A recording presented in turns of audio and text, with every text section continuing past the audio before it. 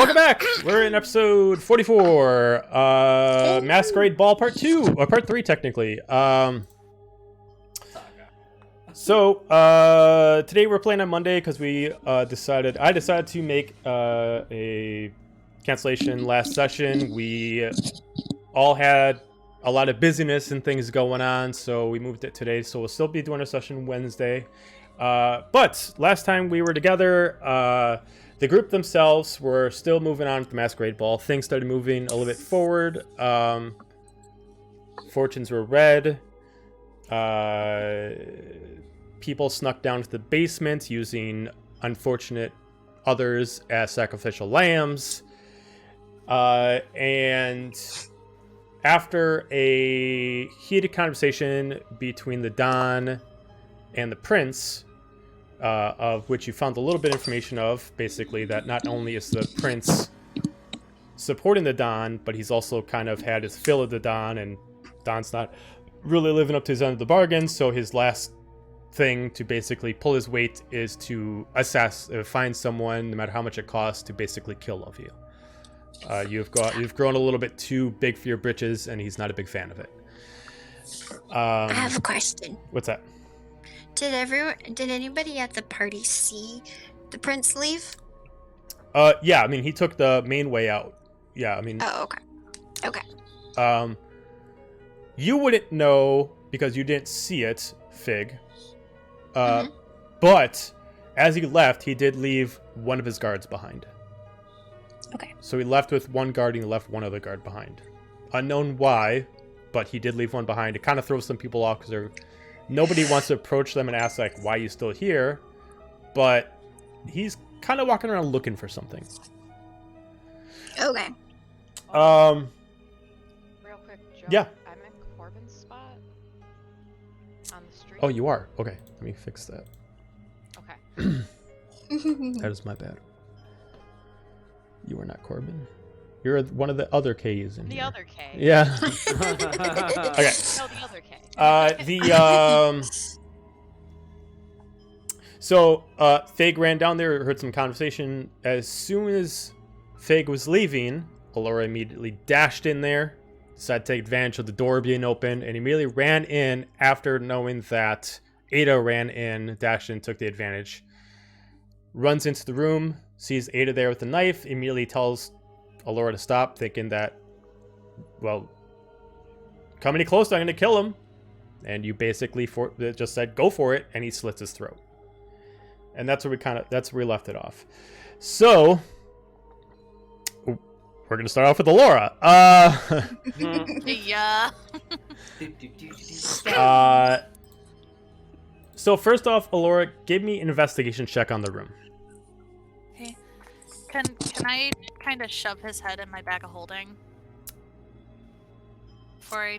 So I will tell you how this works. So doesn't matter what your reasoning is for it. I'm going to say first, yes. But I'm going to tell you what's going to happen to the head. Because no livable air exists inside the bag of holding. Imagine what a decrepit head is going to do with no air. It's kind of like vacuum sealed, so like yes, decomposition goes very slow. Yes, It'll be like mummification. kind of. We'll see how that works out. But yeah, I mean, you can. It's small enough to fit in there.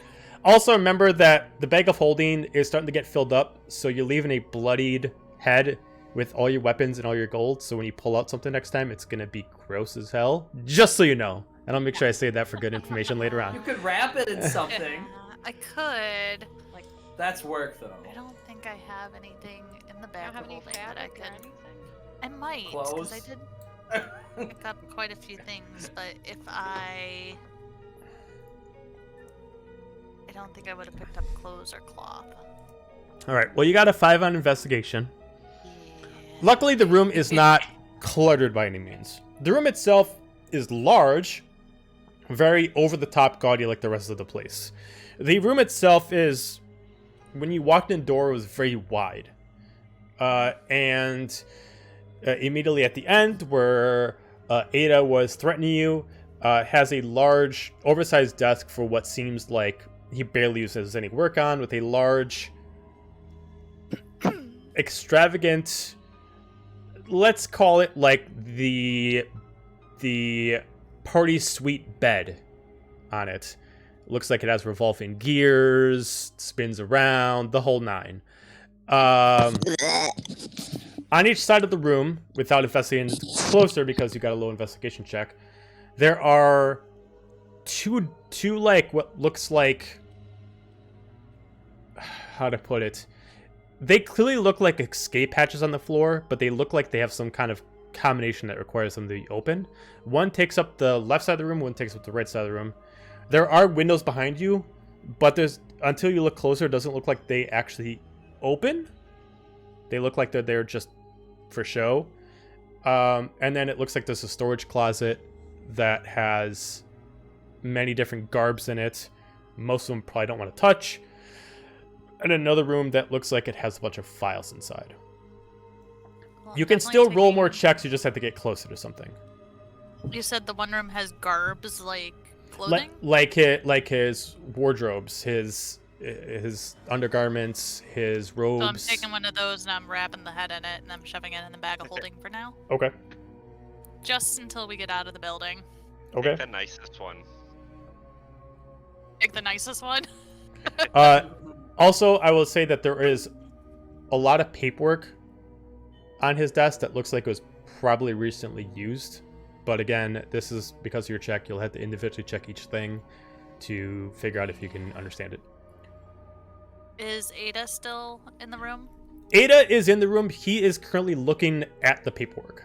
He is actually very, like, almost possessively looking at the paperwork as if he's trying to find something. He's kind of scanning all over the place. Walk towards him and Okay. kind of look at the paperwork as well. Okay. Give me a perception check on the paperwork.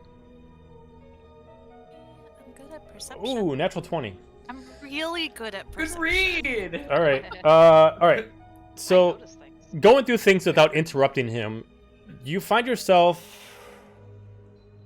Natural 20 would give you 4 things. First off, is for some reason... 30. Whoa. What was that?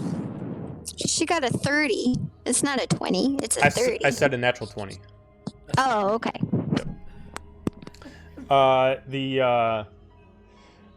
Where was I at? The first thing is, for some reason, he has a personal path to get down to the kingdom in the underwater.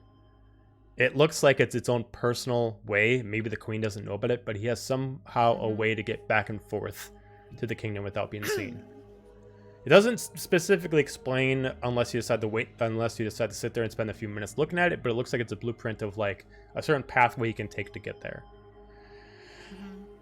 Another one goes over a specific billing that he has with different people. In the course of this event, this masquerade, he owes the incumbents of 250 million gold between different people here as far as tribute to make sure he stays with his authority. He gets nothing in return. All he gets to do is look good.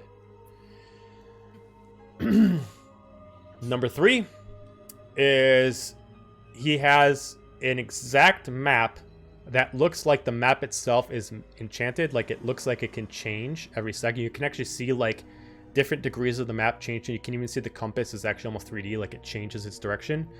And it looks like it's a current 3D map of the Underdark in this area. Ooh, can I take it? Yeah. It's in a scroll form. It looks like, to keep the enchantment in, it looks like it has a very specific case. So the 2 covers on the left and right side looks like it keeps it charged. Okay. Final thing you see is what looks like almost like a mission that he set out for somebody. The name of the person that he has the mission sent out is specifically just called the Tracker. He does not have any other kind of name that's put as. He just has just the Tracker. And this is a reply that he sent out back and forth about 6 times. And through this correspondence back and forth, there's an agreement that he's supposed to take the pathway that he uses to get down to the actual underwater kingdom, retrieve what is called the Emerald Staff. You are by no means can the queen notice that you have taken it. It must be returned to Valeris within 2 days' time. This correspondence was replied to this morning, and it looks like it's supposed to be done by tonight. I'm gonna take that as well. Okay. It does give you a location of where Valeris is, where he's supposed to drop it off at. Which it shows it, if you look at the map that you got, it is in the northern pathway. Basically past the Hellforger. You would have to get past the Hellforger to get there. It has actually given him some money to actually pay the Hellforger for his tribute to pass by without having any questions. That's what you found on the desk of importance. I'd say because you got an natural 20, you were able to look inside the drawers. He has no current currency in there because of the fact he's paying basically everything he has out to pay for tribute. But you do find a couple things of what seem like value on the fly. One seems like it looks like a coin purse, but when you lift it, it has some weight to it. You open it up, it doesn't have anything into it, but when you close it, you shake it, it sounds like there's actually coins inside. You don't know how it works, but you can see it's some kind of like enchanted coin purse. And another one is a revolver. It is loaded with 8 shots. Totally taking that. That'll be fun. Yeah. FYI, the revolver has some weight to it. It weighs roughly about 20 pounds. Oof. Oh, jeez. That's like what I weigh right now. Yeah. If you inspect it, the bullets themselves have some weight to it. This is kind of like a Hellboy kind of revolver. It looks like it's meant for somebody who has a bigger structure. But the way it's put in his drawer, looks like he also used this for defense. But based on his frame, you can't fathom how he'd be able to pick it up and hold it without having it recoil and rip his arm off. My first thought, I pick it up and I'm like, oh, this would be so much fun. And I kind of try and lift it. I'm like, oh, that's heavy. And in my mind, I'm just picturing little L, myself firing it, and just boom. Like, imagine yourself being a kid and your father's trying to train you how to hold a pistol. Like, you can hold up the handle, but you don't have the arm strength to lift it up, the actual barrel to the correct point to look down the sight. Like, well, one of the others will like this. Into the bag of holding. Definitely. Other than that, there is nothing really of importance. It looks like there was a drawer that had his total amount of gold, but it is absent at this point. Probably given to tribute to the different kind of patrons that he had to pay to. So, Ada, I'm just gonna kind of mention to him, like, well, I'm gonna take the head, and you're okay with that? You're not gonna bother me about it? I don't care about him. I mean, he's no good to me, dead or alive. I'm just looking for what he took from me, and he's kind of like, he starts rifling, rips out the drawers. He's trying to find, it's like, where the hell is it? And he kind of like looks. It's hard to explain. It's what he did to me kind of jumbled things up in here. I know he has something in mind, but I can't remember what it is. I know it's small. I know I'll know what it is when I see it. And he's kind of like he eventually goes into the wardrobe room and he starts kind of digging out, and he's like throwing out like all different kind of clothes, and he eventually pulls out this big huge chest, and he immediately just kind of rages and just steps his foot on the actual lock and just busts it off.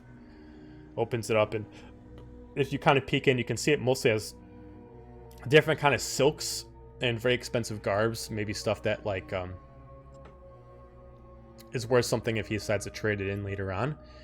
And then he eventually finds what looks like a small 2x4 size gold-plated chest. Pulls it out. Immediately takes his hand and just grabs onto the lock and just rips it off. As it opens up, you can see that there is like a curve style, kind of like a serpent's dagger. He just takes it, puts in his back pouch. I'm done. You need anything? As he kind of calms himself down. Is there another way out of here? Well, I mean, you can go back that way. You can go out through the windows. There's the 2 doors down here that lead you down to the lower levels, but I have no idea who's down there. I mean, I was planning to just, you know, kind of points out the windows, kind of insinuating that he's just planning to just jump out. Oh, can you wait before making a ruckus so that I can get my friends out? And then by all means, jump out the window. But just give me 20 minutes. 20 minutes? 15 minutes. Give me a persuasion check. Lots of conniving. He looks at you. I'll give you 10. 10 minutes do you have to figure out what you need to do, and whether I go out this window or I run out and make a ruckus out to the party, I'm gone. Whether you want to come with me or not, it's completely up to you. I could always use another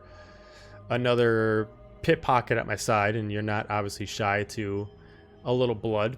And if you want to come with me, feel free. But I don't know where I'm going. I'm just gonna go. Well, I need to get my friends first. And you're welcome to come join us again. It's in that hotel that we took you to, that we kind of dragged you to. I appreciate the offer, but I mean, you seem like a good ragtag group, but I'm better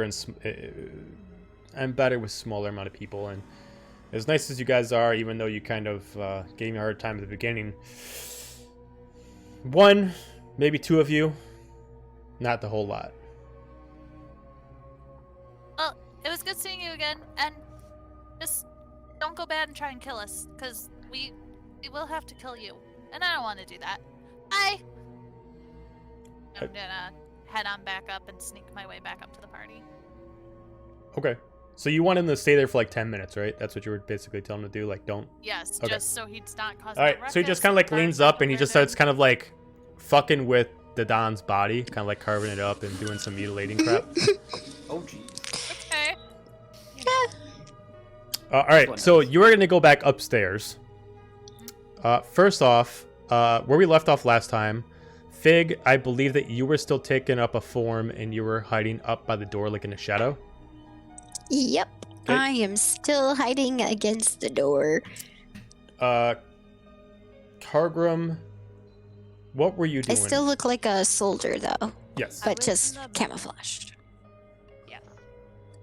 Cargrim was in the main room where the party's happening, just kind of like awkwardly popping from group to group, like.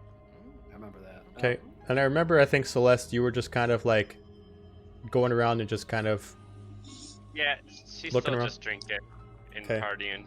And I believe that was the same thing for you, Hal. You were just kind of walking around and just kind of taking the lay of the land. Yep. Yeah, Celeste's pretty close to Hal as well. Yep. Okay. Mhm. So, I'm assuming that Cargrim has made his way over to Celeste and Hal by now. Alora. Before I head back out, I'm just gonna turn back to Ada and say, can you just lock the door behind me so that no one else can get in? I'll just assume Don's in here. Are you going to come back in? Probably not. I'm gonna go out the front door. All right. See ya. As you can hear a lock and then him jamming something on the door. Right now. All right. So Celeste and Hal, since you're pretty close to each other, what you two want to do? Sure. Neither of you would have really known that Fig and or Alora would have left their position to, especially to go like run into the secret room. Yeah, you just would have seen that Alora had done her little like the seer needs a break Yeah. thing. Like you could clearly tell that Alora's Right. not. You could clearly tell Alora's not there. Corbin would have collected the. You could see Corbin is collecting the actual book and reducing it down to size, and Corbin is just kind of like making his way towards this one corner that you saw the prince come out of, very slowly and way too cautiously. As far as Cargrim, you would have still been at Fig's table, but are you doing anything specific? No, I I was gonna like try to move around Okay. so that like people wouldn't approach me. Got like it. try to start a conversation. So I was gonna like go in the mingle and just kind of like Bob and weave. just bop from conversation to conversation. So Okay. I would like to think that Cargrim eventually bopped his way over to Celeste and Hal. Yeah. Bob. For Get back together. Celeste, Hal, and Cargrim, I need you all to give me a perception check. Ooh, fun. Fig, you can give me one as well because you're in a distance you're hiding. You can give it to me at disadvantage. Oh. Sad. And a Wasted nat it, 20. but whatever. Ooh. Same. We got 2 nat 20s. Yeah, that's why I was high. All right, Fine. so I'm gonna give different things you guys hear depending on your location. We're gonna first go for the natural 20s, especially since you are pretty close to each other. Near the bar, a lot of people are at this point because it's getting to roughly about a half an hour so the party's supposed to essentially wind down. People are supposed to leave.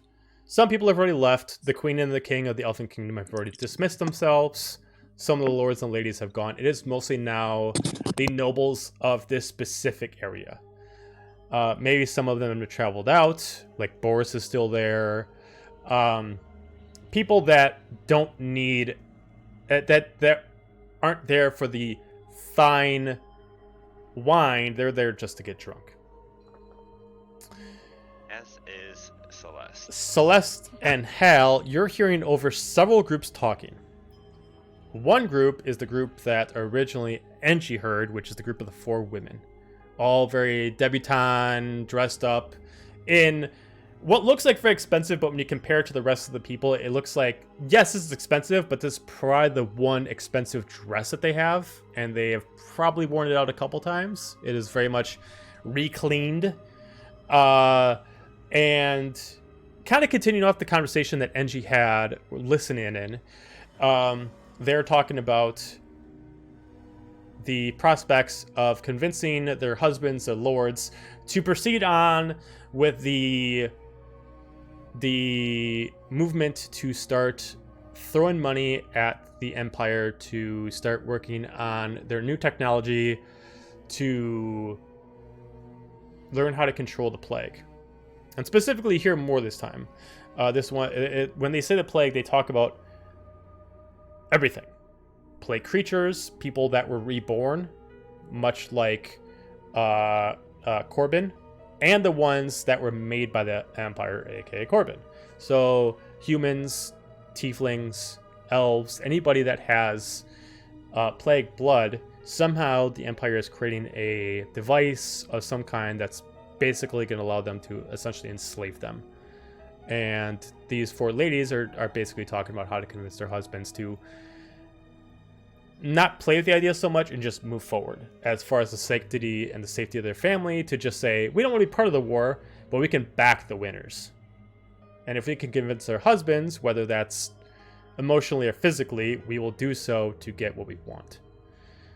A couple other things that you hear due to the natural 20s you got. One is there is a conversation happening a little bit closer to the end of the bar, but you can still kind of hear it, just kind of keeping your ears close.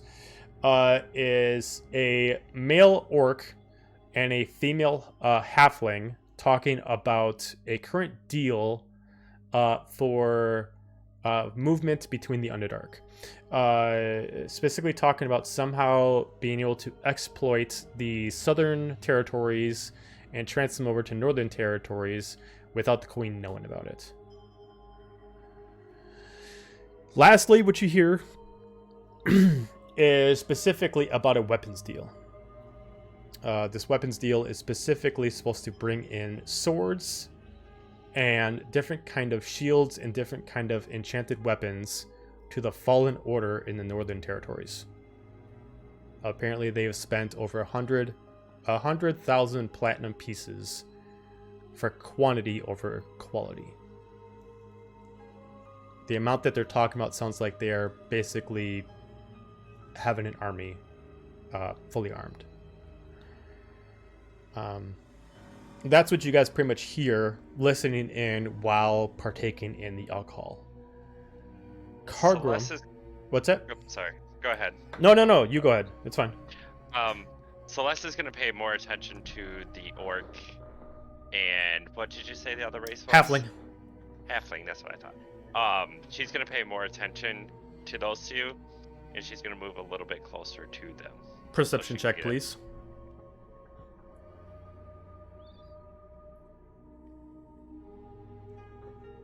14. As they get closer, they kind of notice that some people might be, not just you, but maybe they're kind of getting a little more paranoid that people are listening, so they kind of get a little bit closer.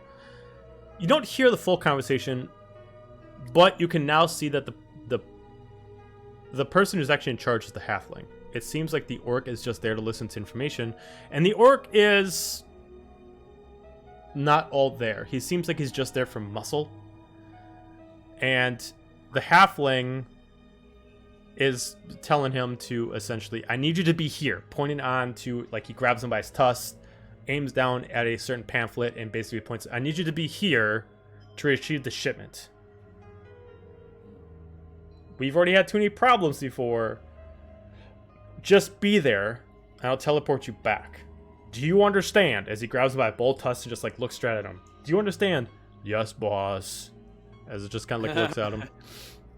The halfling is wearing, like, a really over-exaggerated tuxedo, like tails and everything like that. Very much looks like a magician. Looks like he's got a hat. He immediately flips it over, pulls something out, pulls out the pamphlet, takes over the note that has the map on it, flips it back in, and disappears, and then puts his hat back on. Did Celeste get a glance of any of that? Was she close enough to get a glance of the pamphlet or the map? No, you would have had to be specifically looking at it, and if you want to try to just overhear, you wouldn't have seen it without them noticing. Okay. Leave it at that. She's just gonna stick around these two a little bit more if you want to move on to one of the other characters. Got it. Carbrum. You did do a perception. Yeah, 10. 10. From your spot, moving around and just trying to avoid getting too much attention, you don't really listen too much. It's a lot of voices going on. You do hear some trade-offs as far as some people now. It's like, all right, now that the big wigs are gone, we could talk about business. You don't hear full conversations as they move around, but you hear some people talking about. It seems like the most common thing here is people making deals about how to transport goods back and forth with the Underdark. But without standing still listening to somebody, you don't hear about a very specific kind of deal. But you hear the most common thing is the people that were invited here anonymously were invited here, still unknown why, but they all find out one thing in common, that they're importer-exporter traders using the Underdark as their advantage.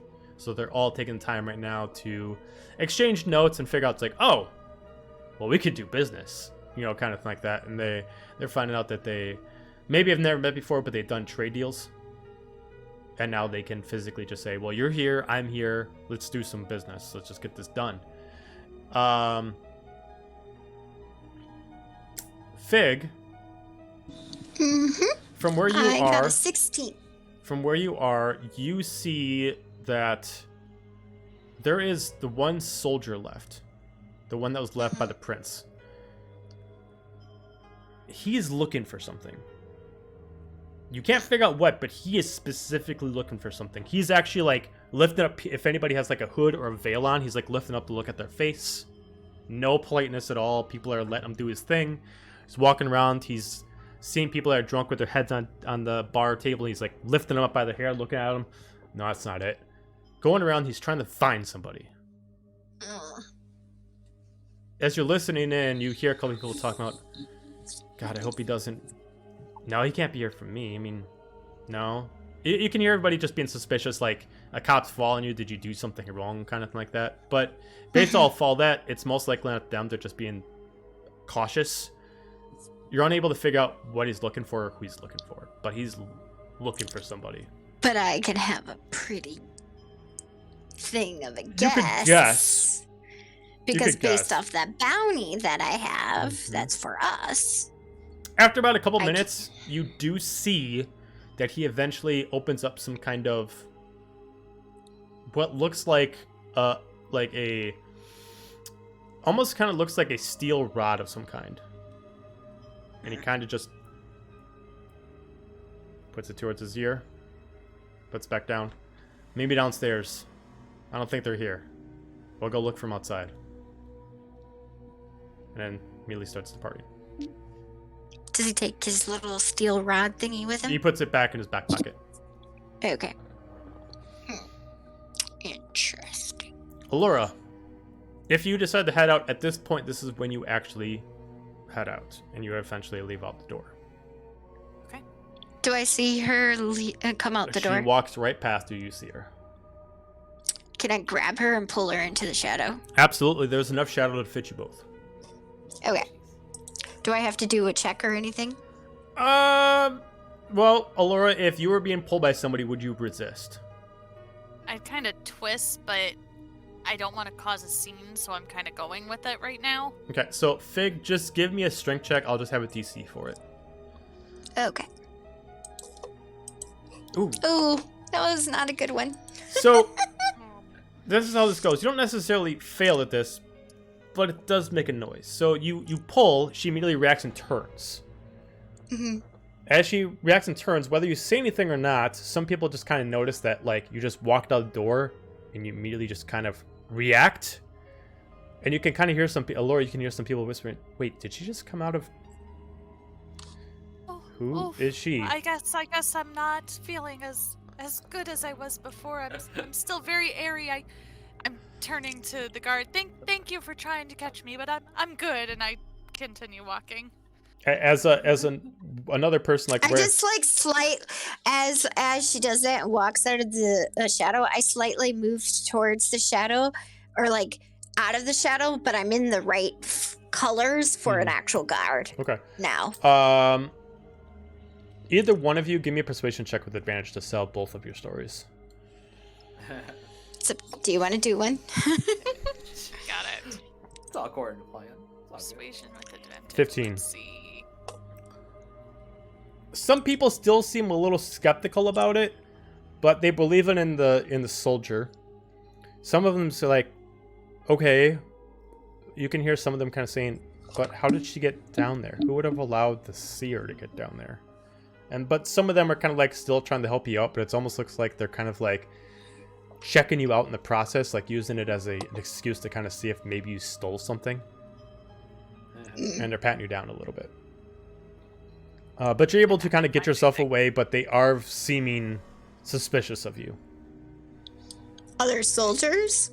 No. Different attendants. Oh.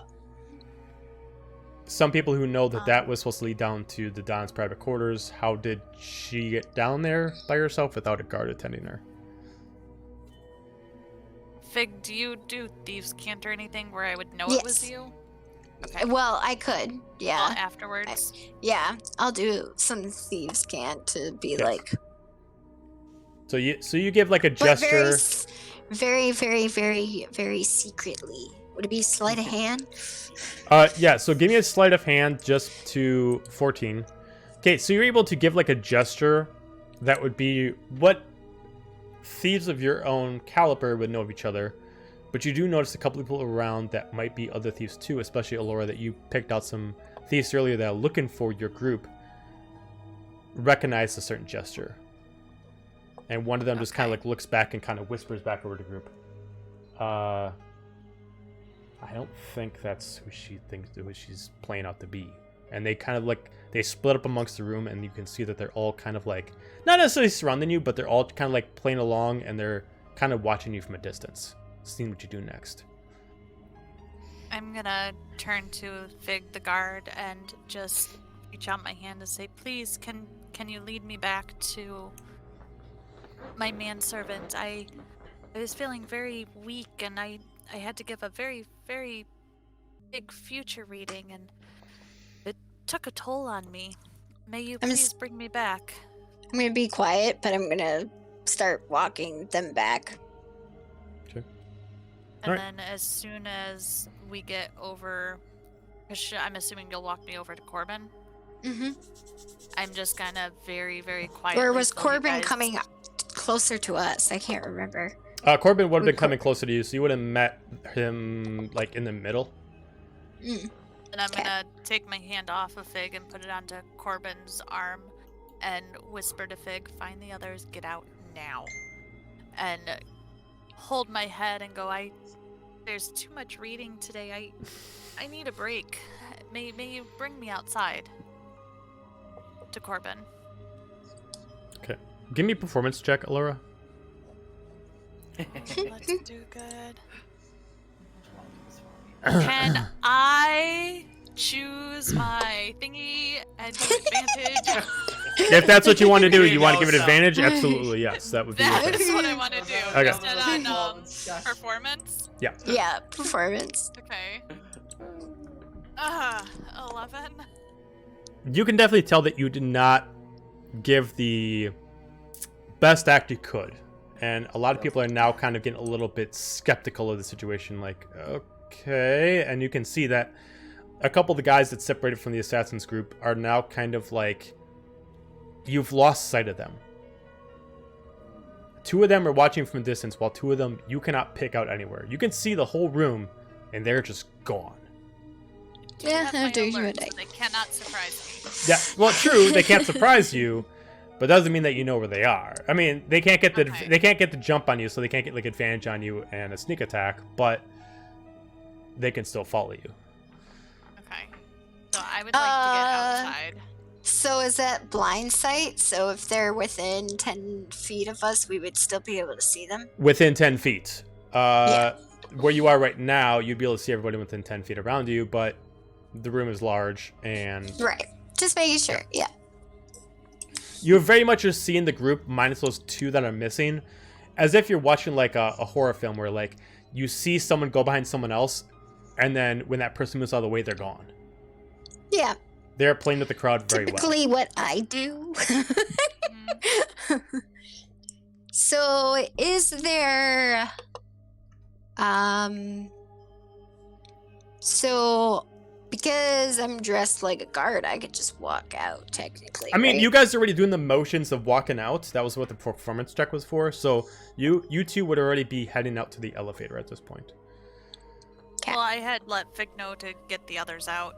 Okay. So Corbin and I are walking out, and then Fig. So yeah, you can. Whatever you So wanna do, Fig, you but- can take them so far, and then you can double back to grab everyone else. Okay, so can I go find another? Well, actually, I'm just going to. Where are the other 3? Okay, so moving through the room, you would have been able to clock all of them. You would have passed essentially Cargrim moving throughout the room. And then you do know that Hal, Engie, and Celeste are all in relatively close spots at the bar. Okay. I guess I should have asked with this beforehand, but if I already would have passed Cargrim, would I have been able to like accidentally almost run into them? Yeah, sure, why not? Or that look like that they ran into me? I mean, yeah, I mean, you can do kind of like the slight like pass on kind of like that, shoulder to Mhm. shoulder. Yeah, sure, why not? And I'm just gonna kind of like nudge you and then kind of like do a little nudge towards the one room or like the one table that was originally where we were sitting. Okay. Okay. All right. Yeah. Cargrim. Just be like, yeah. Covertly, like looking around, like I'm being sneaky. Oh. I'm sure nobody cares what he's doing. DM, while I'm waiting, can I listen in on that conversation about like the weapons deal? Yeah. Yeah. So the weapons deal itself, you can give me a perception check with advantage since you've already been kind of like looking in that area.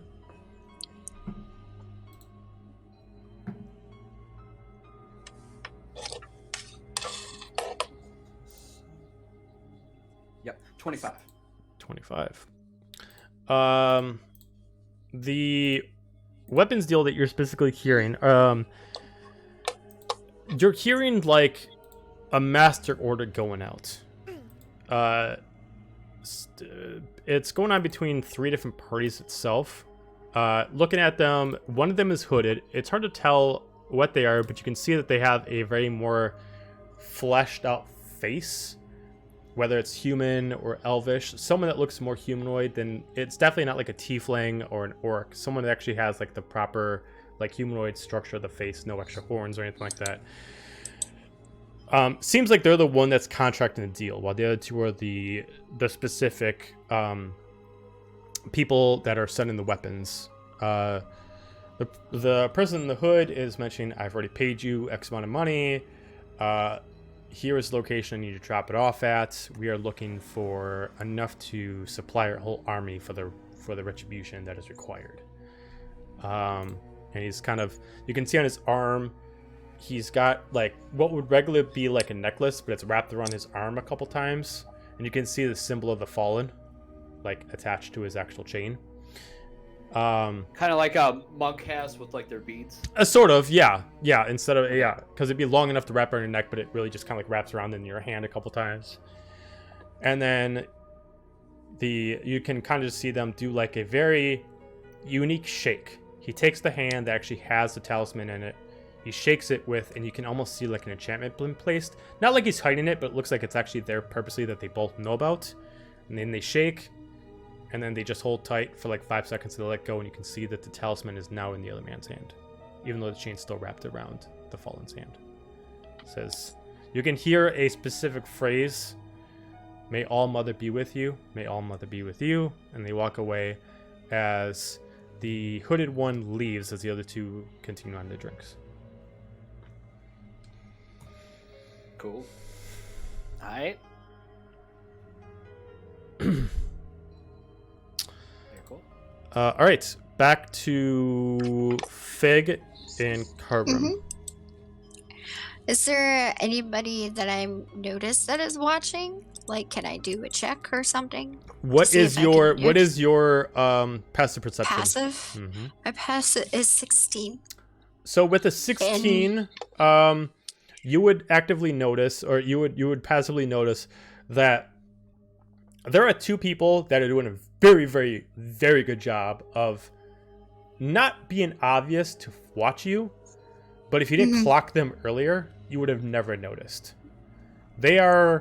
One of them is sitting at the bar not too far from Hal, and he is like using 20 different reflective surfaces to watch you. Between the reflective surface of his glass, to the mirror behind the actual bar, to reflecting off of several bottles that are emptied. He is watching you, and you can see that it's a very, very advanced trick that you have not mastered yet, but you've tried. And you can just kind of like almost use geometry to pinpoint, like almost like aim in on a pool table, exactly what he's bouncing off of to watch you. Another one is standing actually pretty close to where you were hiding. It looks like he's seeing if you left anything there. Nope. I did. But what you do notice with the one that's hiding over by the bar, he's very close to Hal, but he's not looking at Hal. Almost as if he hasn't clocked anybody else but you and Alora. You're the only two that stood out so far. Yeah. Can I see it? Can I tell what he looks like from where I'm standing? Yes. Using a couple reflective surfaces, you can at least see parts of his body, seeing different pieces of the puzzle. Clearly he's tiefling, due to the horns on his head. He has a crimson skin, long pointed ears, very much of a high elf style. As far as being able to see his eyes, it's really hard to see his eyes due to the reflective surfaces you're limited by. He is wearing a very, very extravagant, like, vest and pant combo with a cravat on, angled in blacks and blues. The trim is very, very nice. It almost kind of has like a Western kind of feel to it, like a very extravagant, like Western vest with the actual paisley on it and the very, very wide collar and the slim down pants. You can almost clock that he snuck a weapon in. Underneath his vest, you can kind of see, you don't see the weapon, but you can see the slight bulge of a hidden, underneath strapped dagger. Probably one that's meant to just hide on your finger, like a kunai that you can palm in your hand, and never show anybody as you just kind of stab them with ever exposing the blade. Yeah. Okay. And where's the other one? The other one is hiding in the spot where you were hiding, and he's looking to see if you left anything there. Okay, so he's not paying attention. As far as you can tell, he's not looking at you at the moment. Is the one at the bar looking into the shadow area? No, he is specifically clocking you and or Cargrim, since you both are in the same spot. Okay. Okay. I'm gonna pass Cargrim and kind of make it like just look like I almost like cut him off and walk towards the shadow area. Okay. Okay. And I'm gonna go. Can I see if that guy is following me, like seeing watching me? His eyes are moving. He's Okay. keeping his head completely still, but he's changing his eyes to different reflective surfaces, as you can just feel the piercingness. At this point, you almost can sense that as he's staring at you, he's doing something to you. Mm-hmm. Are you proficient in Arcana? Nope. Okay, you can give me an Arcana check with disadvantage. Okay. Is it disadvantage? Disadvantage. 3. You do not know what, you do not know how, but his constant glare at you is draining you of something. You do not know what. Okay. His piercing stare is physically harming you in some way. You know it's not your health. You know you're not damaged, but something Okay. about you feels physically draining. Okay. I'm gonna go into the shadow and see if I can surprise the dude that's in the shadow. Okay. Give me a Would it be give me a dexterity I don't- check. Give me a dexterity Dex. check. Yep. I'll have you roll Just against his dex, dexterity saving throw. 9. Oh no. Okay. He got a Oh. 10 due to his dexterity saving throw. So bonus. do I add my proficiency for my dex check or no? No. Okay. Okay. He pretends to act startled, but you know that he's not. He looks. Oh, excuse me. Sorry, soldier. Backs up a little bit. Sorry, I was just feeling a little woozy. Excuse me. Oh. I look at him and go, "What weapons are you hiding?" I got no weapons on me. Oh, jeez. I swear to God, I would probably hurt myself in the process. I'm not good with weapons at all. I don't take any. I don't take it. Like I'm gonna be like a typical soldier and start being like, "Sir, go against the wall." Okay, give me an intimidation check. Oh boy. Do 22. 22. You immediately okay, and kind of puts his hands up as you kind of like push him against the wall. Yeah, give me an investigation check on his outfit to see if you can find anything. I do have a passive investigation of 17, by the way. Okay, just see if you can beat that. That's still good, but see if you can beat it. Oh, 17. Okay. As you're feeling around, he clearly tries to convince you to not go around the belt area. Doesn't matter. Kind of Going feeling to. out, and you feel that he has got like a kind of reversed, like a reverse knapsack, kind of like on like very small on the back of his waistline. Okay. It's like, I don't know what I did wrong, but that's not for you. I'm going to confiscate it. You can't take that. That's mine. And I open it up and I'm like looking to see if there's weapons in there. You open it up, you look inside. There's definitely no weapons, but you do find yourself 2 scrolls. Mm-hmm. The way that they're wrapped looks like they're scrolls for specifically knowledge, not enchantments, not like spells. Okay. And you specifically find a ring that has 3 keys on it, each with a symbol on Okay. it. Okay. That's it. I'm going to keep patting him down. Okay. Patting him down, you really don't find anything else. He does have a coin purse that dangles of coins. Doesn't seem like it dangles of anything else. And that's it. Okay. Be like, "Sir, you need to leave the premises." He kind of looks at you as he kind of whispers really quietly that you can hear. You won't get away with this. We know who you are. And then he kind of yells out, it's like, "Oh, okay. All I right. kind of look at it like I look at him like I don't know what he's talking about, kind of thing. Well, I have a helmet on, so it doesn't matter. Like he It's was. like, all right. I've apparently I slighted somebody wrong. Okay, I'm out. As he So pretends I'm like gonna to trip and escort stuff like him that. to the door, Okay. to the front door, and take that opportunity to leave. Okay. All right. Making a ruckus, obviously, because he's making a ruckus. Okay. So you left, Fig. You're gone. Mm-hmm. Okay. I left the room, that main room. Okay. So the only other spot you can go to, unless you want to go back into the secret quarters, is back over into the check-in spot. Right. That's Okay. towards the elevator area. So he heads over in the But elevator, I'm just still, looks at you. I'm still a guard, so I'm going to literally escort him off the premises. He looks at you, and he specifically says, "We know you are a changeling, and we will find you. I'll get back what is mine. Count on that." As the doors close, Well- and he eventually goes down the elevator. Well, actually, I wasn't I was going to bring him all the way down. I was going into the actual elevator with him Okay.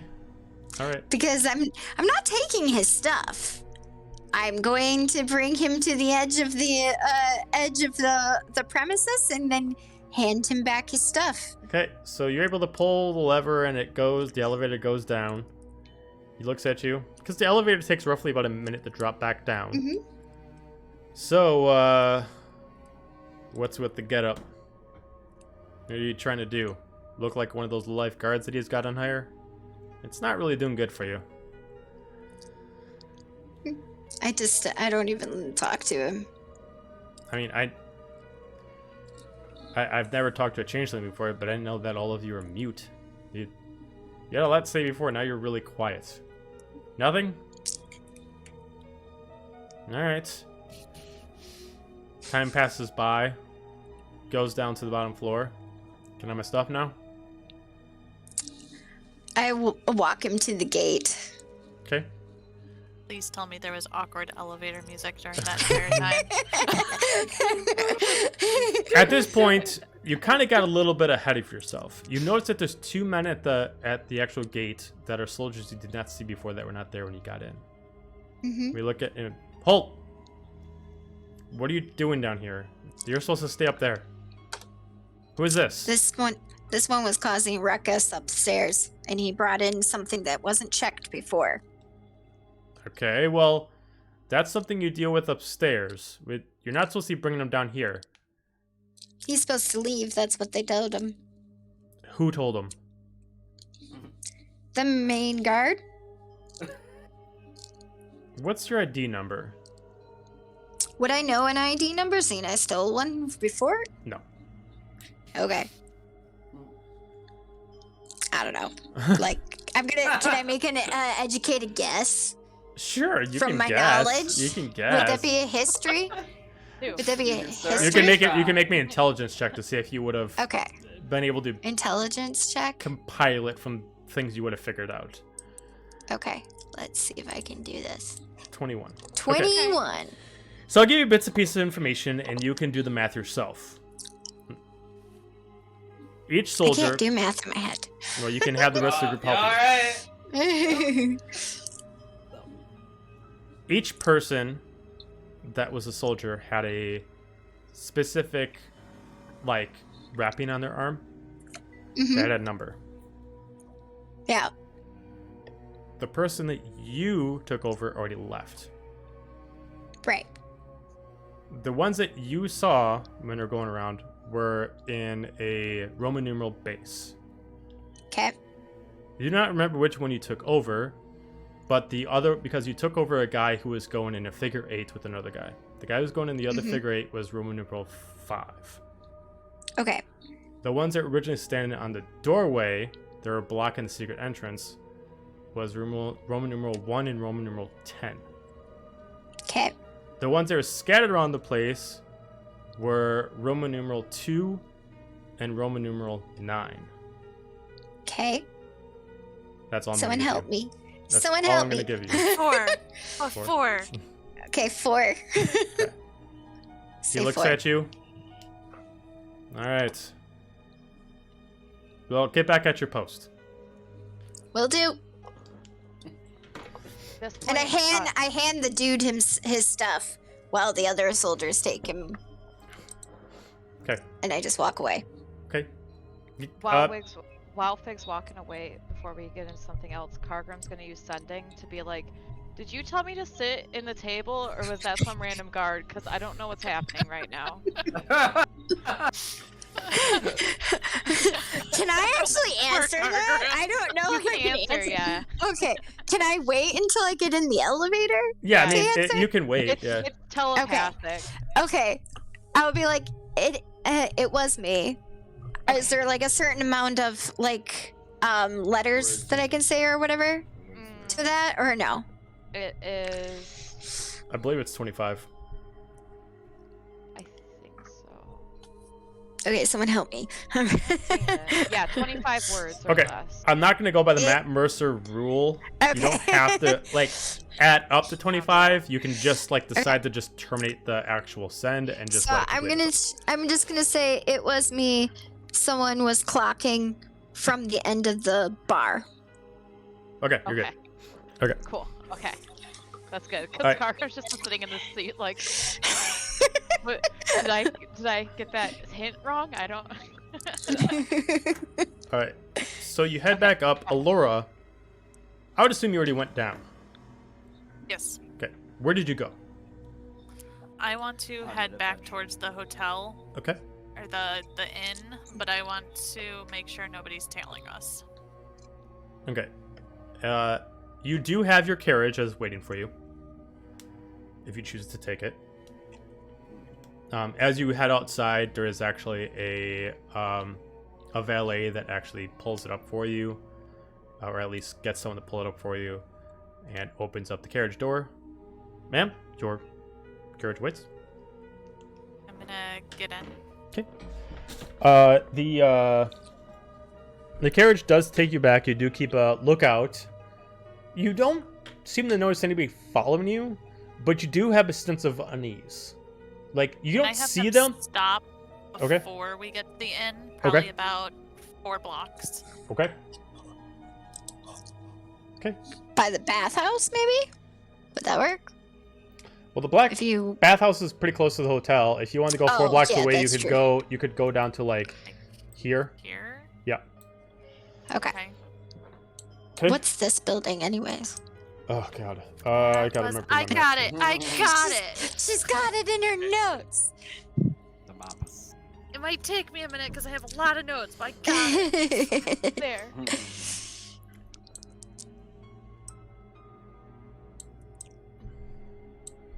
It is the clothing and weapon shop. Okay.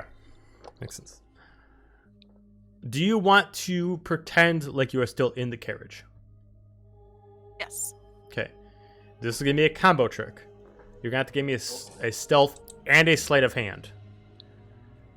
Stealth and sleight of hand. Not only do you have to be quiet about it, but you gotta mislead them. Do do do do do do Stealth do 24, first. very good. do do do do do Sleight do of do. hand. 22. All right, so Ooh. you and Corbin are able to convince the driver to keep going. As you pass by a group of people, including the building, and you're able to not really tuck and roll, but able to move at a speed that doesn't make you fall off the carriage as you go. As you start moving the crowd, you do see a gentleman walking. Cloaked, but cloaked in a very extravagant cloak. The cloak itself is fitted towards him, where it's only draping down at the legs, and a large hood. As you can see, a man with a very, very creepy, over-exaggerated smile. Like, Ugh. cheekbone to cheekbone. Following, Like and you Joker can see style. nothing but the crimson light of his eyes following as his footsteps don't even make a mark into the ground. You can almost see that whatever he's wearing makes it so he doesn't leave footprints. And he sees us now, or he's following the carriage? He's following the carriage. Okay. I'm gonna quickly tell Corbin. Does Corbin, or would I have a cloak for Corbin to wear that would fit him? Yeah, I mean, you guys would have something in the bag of holding you could do. It wouldn't be like enchanted by any means, but it'd just be a simple So cloak. I'm gonna tell Corbin quickly, kneel down, I'm gonna koala myself on his back and put my head like right here and put You're the gonna hood look- up. And I'm You're gonna gonna look tell like a him to. hunchback. Yep, I'm gonna say hobble and walk, so he looks like an old beggar. And Okay. I want him to follow the creepy smile guy.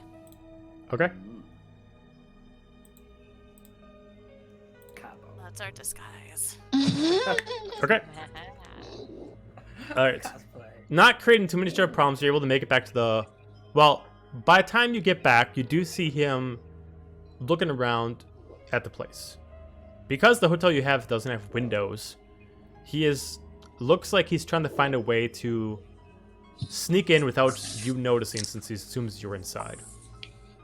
It looks like, based off what you know about the style that he's doing, he's not planning to do anything now. He's getting the lay of the land and maybe planning to come back later. Mm-hmm. He's like right now notes. Well, he's kind of like creepily giggling to himself. He's like marking down notes, kind of like taking measurements of certain things. He's kind of like almost like, and kind of like noticing like how things are going. He's very much treating it as he's a sniper.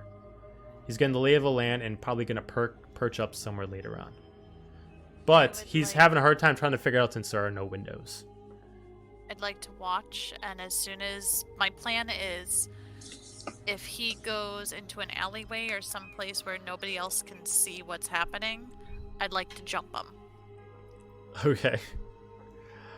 Okay. All right. That's a So whole thing. he goes through a couple laps. It takes roughly about 10 minutes until he kind of like puts the quill inside the book, closes it up, puts it into like an interior pocket of the coat. Kind of. And he starts walking off very gentleman-like. As it kind of sneaks around, not like into an alleyway, but he kind of like crosses through like these specific houses. Okay. So they're not alleyways, So- but they're less populated areas. I'd like to whisper to Corbin, get as close as possible, ask him like you're a bagger for money, and my goal is, as soon as he gets close enough, that I vault off of Corbin's back and hit him in the back of the head with the blunt end of my dagger to knock him out. Okay. I don't want to act for Corbin, so I'm just going to have Corbin do a performance check. Come on, Corbin. So let's see. Corbin, That's a 15. Corbin. Let me check Corbin's stats. Corbin.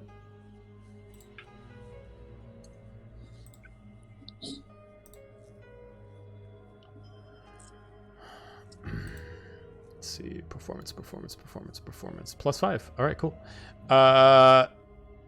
Giving up a, not like a riveting performance, but enough that really sells it. Corbin kind of dirties himself up, throws a little bit, finds like some trash, kind of messes up a little bit, sells it as he kind of walks by and just kicks Corbin's legs out of the way. Take care of yourself, you beggar. Walks on by. But he is focused on Corbin. Okay.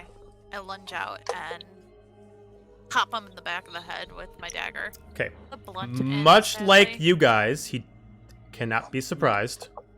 Yeah. He Okay. is an assassin. Oh So boy. he is able to Rogue. sidestep out of the way right before you're about to reach him, as he's able to kind of like just like slowly move out of the way just enough where you could have almost scratched him with the blade, but you slowly notice that you do miss him. As he kind of like sidesteps and rebounces back, as he looks back at you. Well, this is going to make things a whole lot easier, as he immediately just takes his hands to his pockets, and all of a sudden you see lights coming from his hands as he just summons 2 spectral blades. We're going to take a break there because I got to make a combat screen. Done. Mini combat. What your Oh, players are God. gonna do? What they actually Yeah, do. so you guys get to take a break. I got to make a map. So Sorry. Thank you. Way to go, Laura. all right. Yeah. So we're going to take an 8 to 10 minute break. You guys go to the bathroom, get a drink. I'm going to make my map. We'll be back in about 8 minutes. Okay. Sounds good.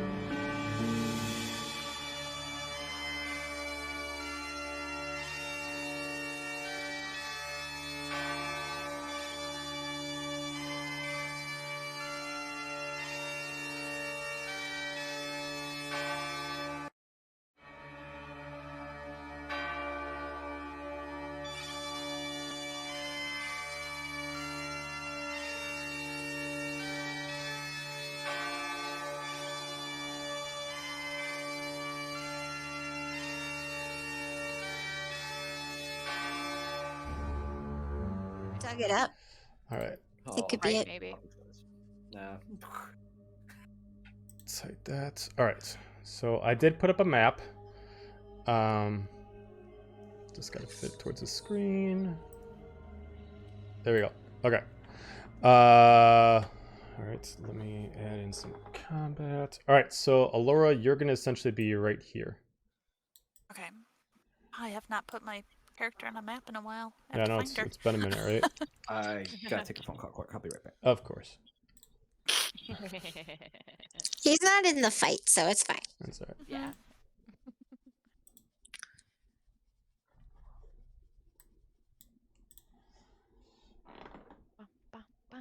Creepy ass mofo. All right. Full So as he smile. immediately drops down his cloak, he takes down his hood.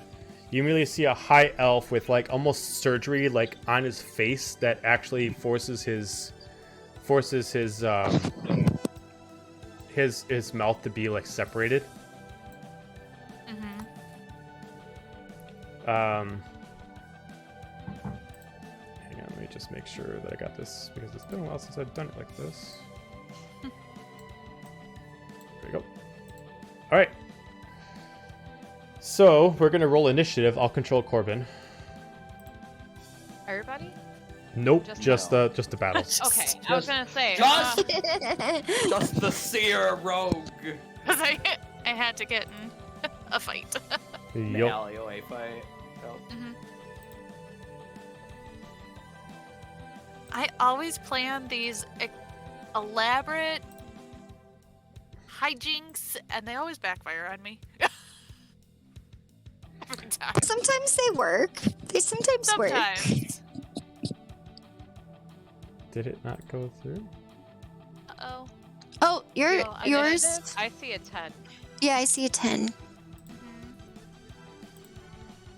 Not showing through. Oh, but it's not giving us a turn order. Maybe because there's too Oh. many. Oh, well, no, it should give it anyways. You turned that off, I thought. Did I? You have to turn it back on? Yeah, I'm not gonna worry about it.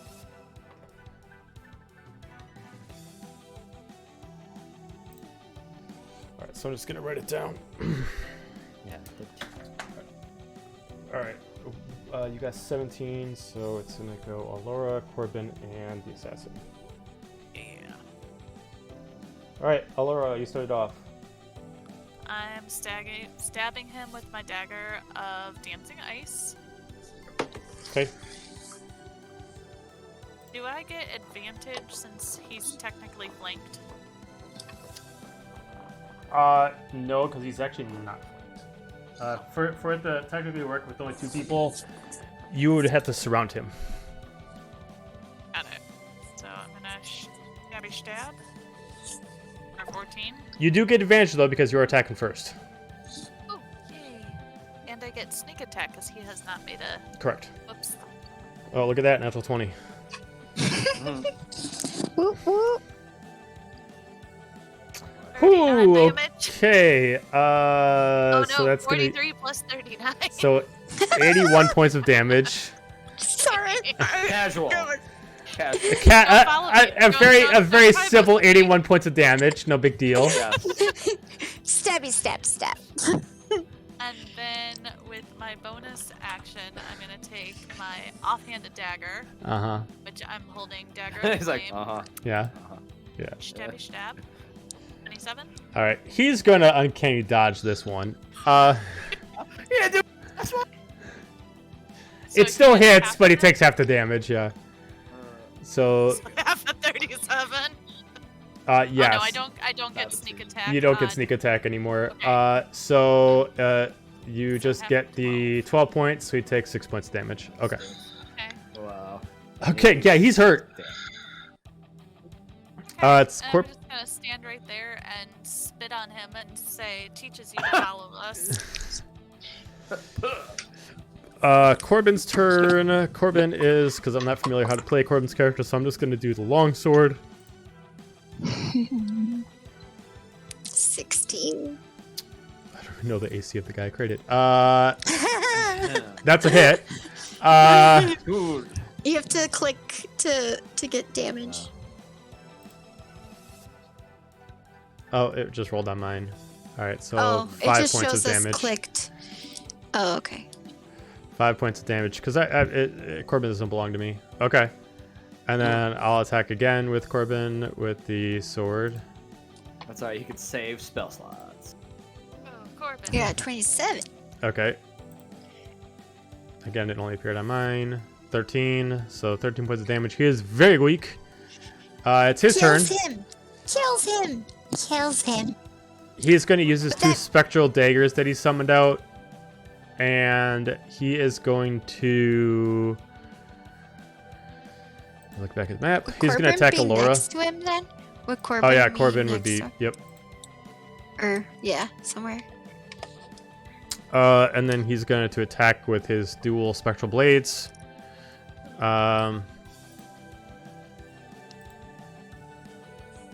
That hits. Jesus. It's not showing us your rolls, but that's okay. It's Of not? damage. Yeah. It's just showing. Well, I click. didn't do damage yet. Oh, okay. Well, the dagger hit, I think. Ooh. So. Oh. Wow. Yikes. Does So he you- get sneak attack? Because I took a Oh, turn. rogue off. I took a turn. Yeah, he doesn't get. Well, you don't sneak get the attack. 35 points, but so you take Okay. you take 40 points of damage as he Okay, throws that's better. his thunder booming blade at you, Yikes. and then he's gonna switch over to his other one. He's just gonna throw at you, or he's essentially just gonna Rogue. slash at It's a you. He's not rogue gonna throw him off. at you. Because he's an arcane trickster. That sounds fun. And then he's gonna toss that. Oh. Oh, did it? It didn't. Did you have to try to hit again? No, no, it Oh, didn't have to okay. hit again. Yeah, it's part of Okay. his. It's part of his abilities. He gets Okay. attacked with 1 hit. So what damage do I take for the second? Because Hang he on, still I gotta- doesn't get sneak attack. So you take 39 points of damage, Ouch, oh, I'm hurting. Jesus. and then he's gonna bonus action disengage, Oh, Of course. and he's gonna run off, He's gonna No. run away. and he's gonna jump down into the actual sewer. follow him. Okay. You're gonna follow him? Go By follow him. yourself? All right. Even though you're hurting? Why? All right, guys. So I'm we're gonna lose our little L. Can We're I- gonna totally. So we're gonna do. What's your movement speed? It is 30. Okay. All right. So just between you and him, because I'm not gonna roll for Corbin, we're just gonna do dexterity, like checks to go against each other. We're gonna do this in 3 rounds. We're just gonna see who gets the best. Just dexterity, not dexterity saving throw. So I'm gonna roll for him. You roll for your character. Dex. Ooh. Just straight up dex. Just straight up dex. Oh no! No. All right. So he got the first one. Second time, he's getting a little bit of distance on you. Oh, oh, that's good. Oh. Okay, you get the second one. You start catching up. Oh, And come final. on. Oh no! Okay, so 24 versus 15. Yeah. So he is able to take off, and you lose your sight of him. No. Because you're not a tracker by training, you have no way to track him down, and the sewers are very elaborate in this area. Okay. I'm gonna head back up to Corbin. Okay. I'm gonna get up there, and my little ears are gonna go down, and I'm gonna go. I lost him. If it's any consolation, he only had 5 health points left. No consolation. It's angry. So angry. The one that got away. Quickest battle that we've had in this campaign yet. And And done. Tried. Ah. All right, we're gonna pause on that. We're gonna shift back over to the group back in the party. Remember the party.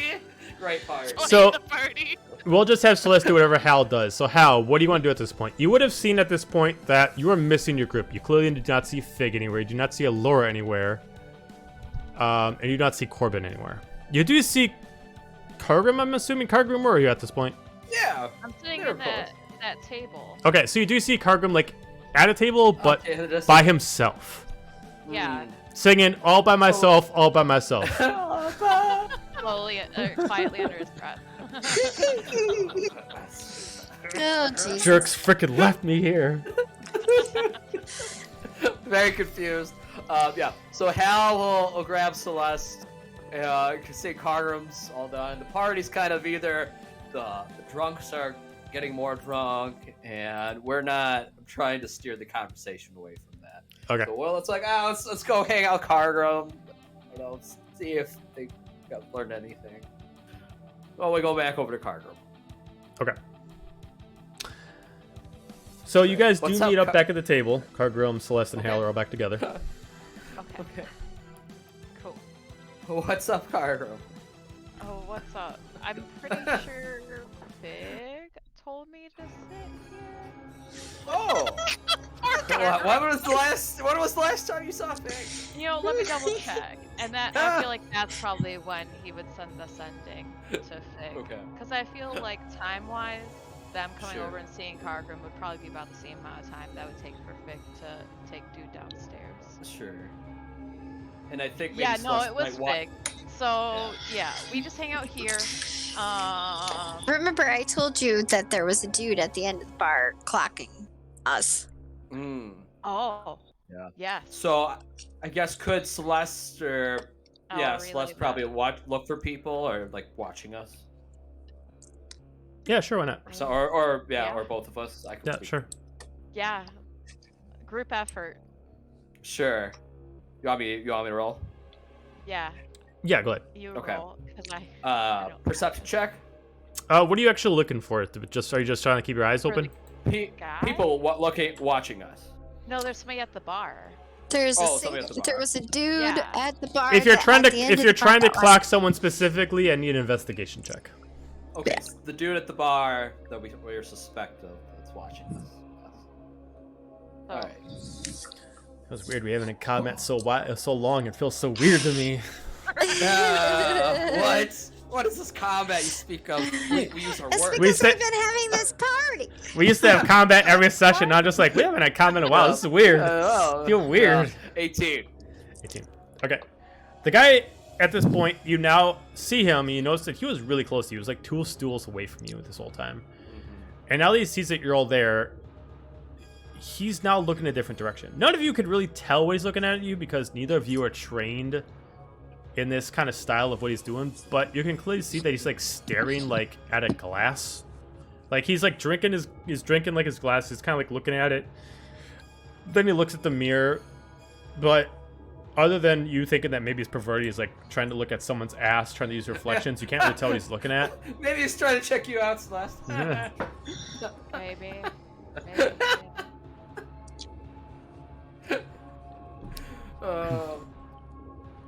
Okay. Are we waiting Fig to get us to get out Yeah, of here? no, we stay here. Okay. They're gonna be staying there a long time. Just curious. Fig, what are you doing right now? Coming back. Me? Yeah. I was coming back up Were the they- Okay. elevator. All right, so you'd Yeah, be they up at said this they were on point. their way back. There is no You want code check another round person of- anymore. Like at this point, it's people actually leaving. So like people are actually waiting for you to come back up so they could go down since it's the only elevator. Yeah. Yeah. Sure. I Did come we back want up. another round of drinks while we're waiting? Fig, you do hear a No, conversation what? because you technically don't. Wait, what? Sorry, I Fig, couldn't you hear do you do pass by people like hearing pieces of a conversation since technically Allura never really told anybody, but a lot of people are wondering where the Don is. Don is absent. Oh. Usually he makes a big spectacle at the end of the night, and a lot of people are pissed that they never got notified of why they were invited. There was supposed to be a big, huge thing at this point, and you never came out And to it's notify almost anybody. the end of the Yeah, party, people are right? leaving now. It's supposed to close down like 15 minutes, and they were supposed to have a big, huge event in the last hour.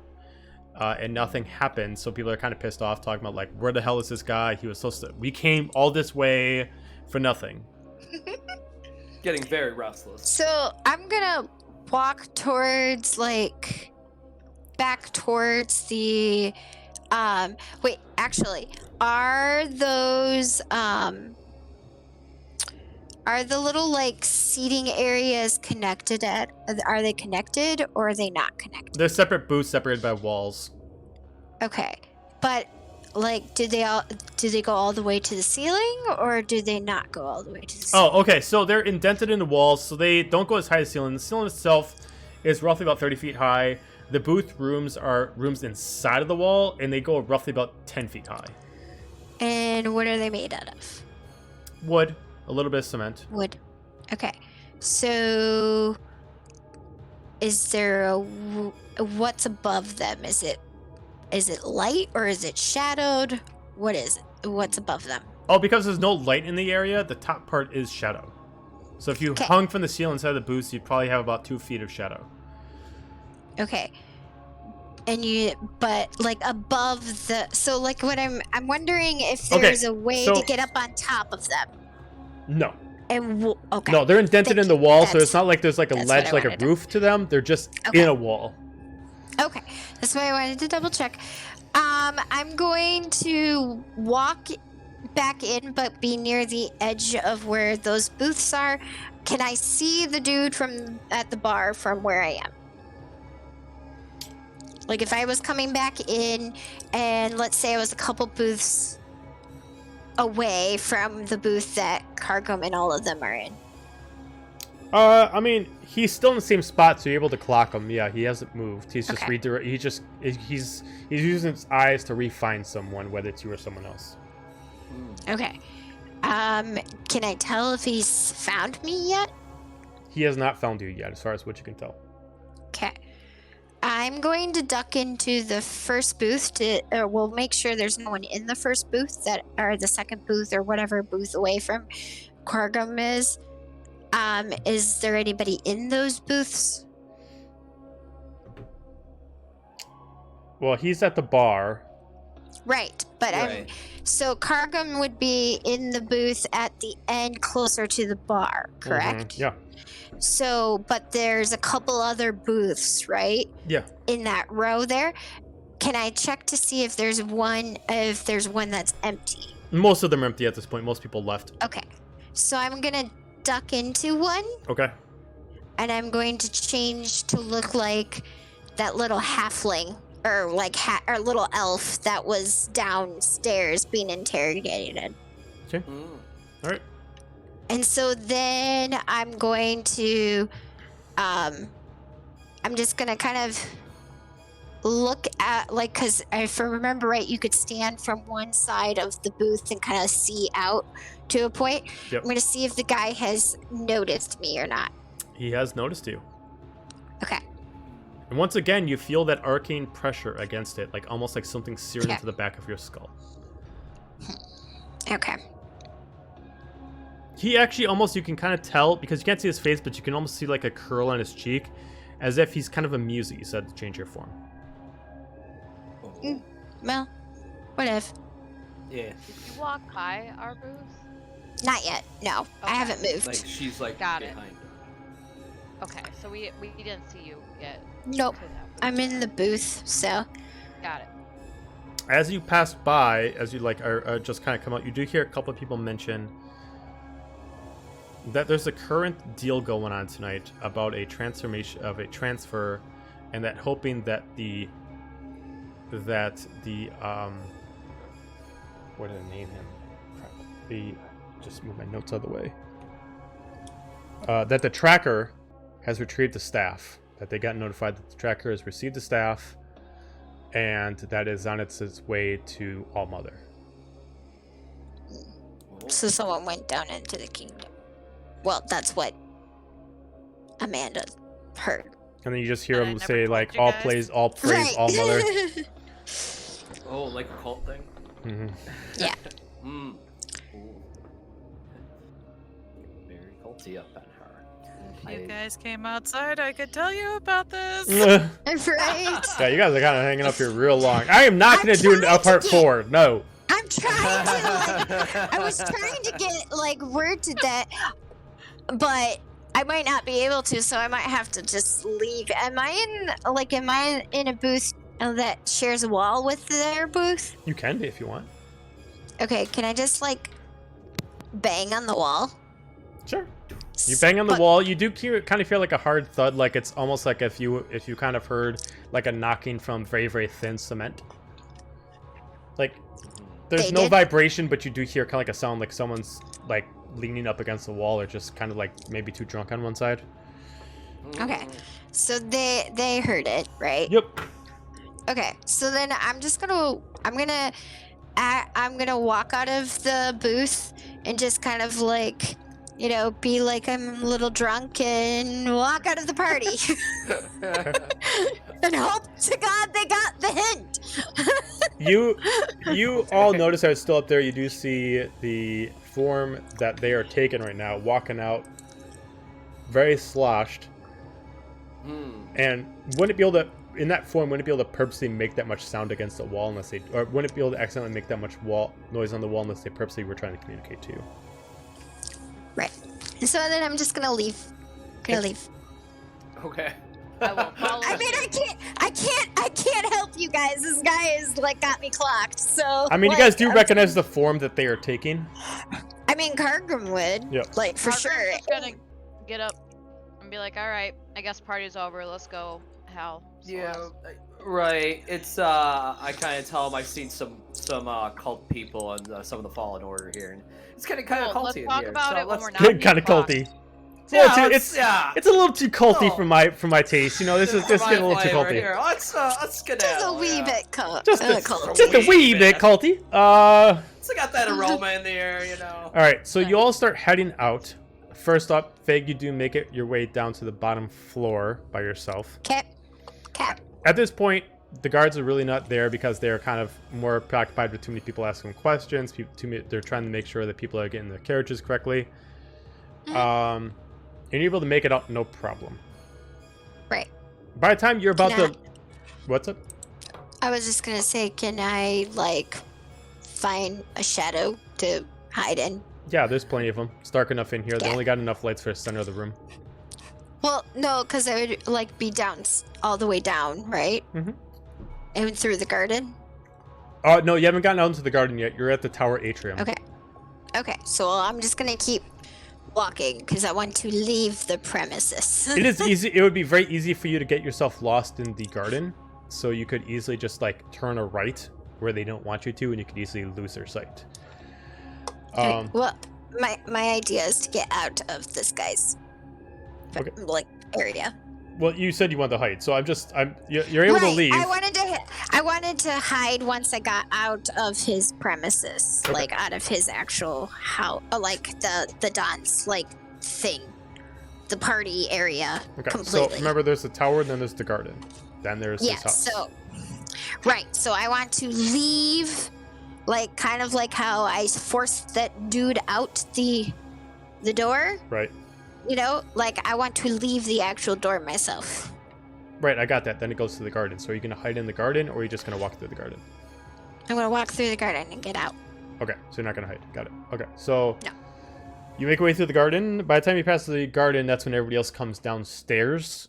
At this point, you're some of the last of the crowd that's coming through, as you are now kind of being ushered as it's kind of like, all right, time to get it moving. The Don is tired. Time to keep moving on. As it's almost like as if the Don didn't show himself, it's kind of automatically kind of like, okay, he doesn't want to show himself. Maybe he's too embarrassed, and it's just like, come on, let's keep going. As you all decide to make your way out, first off, Fig, you are down in town. You have left the Don's estate. What would you Okay. like to do? Can you put the other map back on again for a second? I just gotta remember where things are. Sorry. So you would be He's a- right here. Okay. I am going to go hide in the shadows around here somewhere. Okay, that's not too hard. Okay. And I'm just going to hide in the shadows. Okay. The rest of the group, And keep an eye on the road to see who comes out. okay. The rest of the group, you do make it out. You do go through the garden maze, and you're able to make it out to this point as well. As about like 10 minutes after you guys leave, you do notice that they eventually close the gates and shut them as the last of the people leave. Where would you guys like to go? Hal, Carver, and Celeste. Do we still have like our carriages that we came in?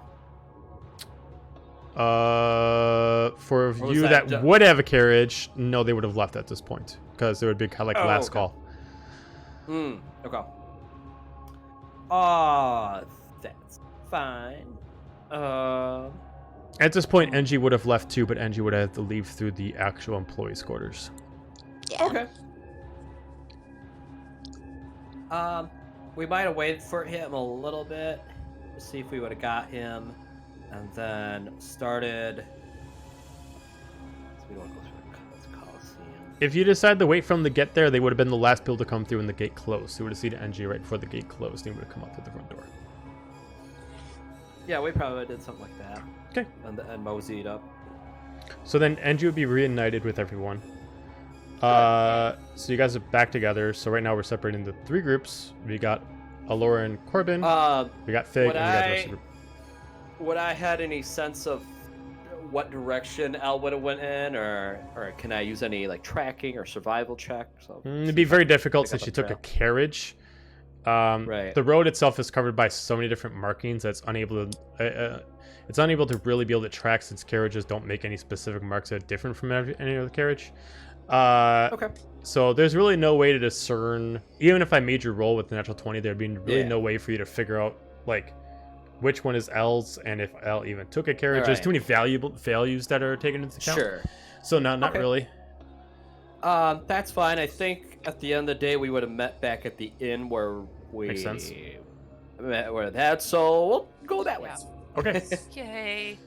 After about 15 minutes, Fig, you would see the group pass by. Okay. I am going to, because I'm still cautious, I don't want to bring attention to them as a group, seeing that other guy clocked me originally, and I don't know if he truly clocked them. So I'm going to kind of like do the whole like stealthy thing through the other way around, like, you know, kind of thing. Yeah, slowly. Stuck to the main. Right, So are you gonna try to move at fastest speed so you can keep your eye on the group, or are you just gonna just slowly just try to be stealthy and just go behind walls and make your way to the inn? I'm gonna be stealthy slowly, and then when I get to this bridge, I'm gonna actually try to, I'm gonna try to actually cross the bridge, but underneath it, like hanging from like a mat behind under it, kind of thing. Like Do if I there's see any. them before they cross the bridge? It depends. Did you leave the alleyway? Yeah, I was planning on heading back toward the end. Yeah. If they don't have any, if there's nothing else they want to do on the way there, you would pass each other. Oh yeah, because before she the was bridge. here, right? Yep. Yeah. Yep. But at this time, Fig, you would not be caught up because you're deciding to go at a slower Right. speed to be stealthy, plus taking a bunch of zigzags. It would take you about another half an hour to get to them. Yep. And I I'm went to not zigzag. in the inn. I'm standing outside, standing guard to see if there are any more creepy smile-faced guys that are going to be watching Like, right. us. You could be here or here. I would actually like to be between these 2 houses, so I have an Okay. aerial or a view of this side and this side. We're being stealthy. Okay, give me just a perception check with advantage because you're taking your time with it. And you're letting time work to your advantage.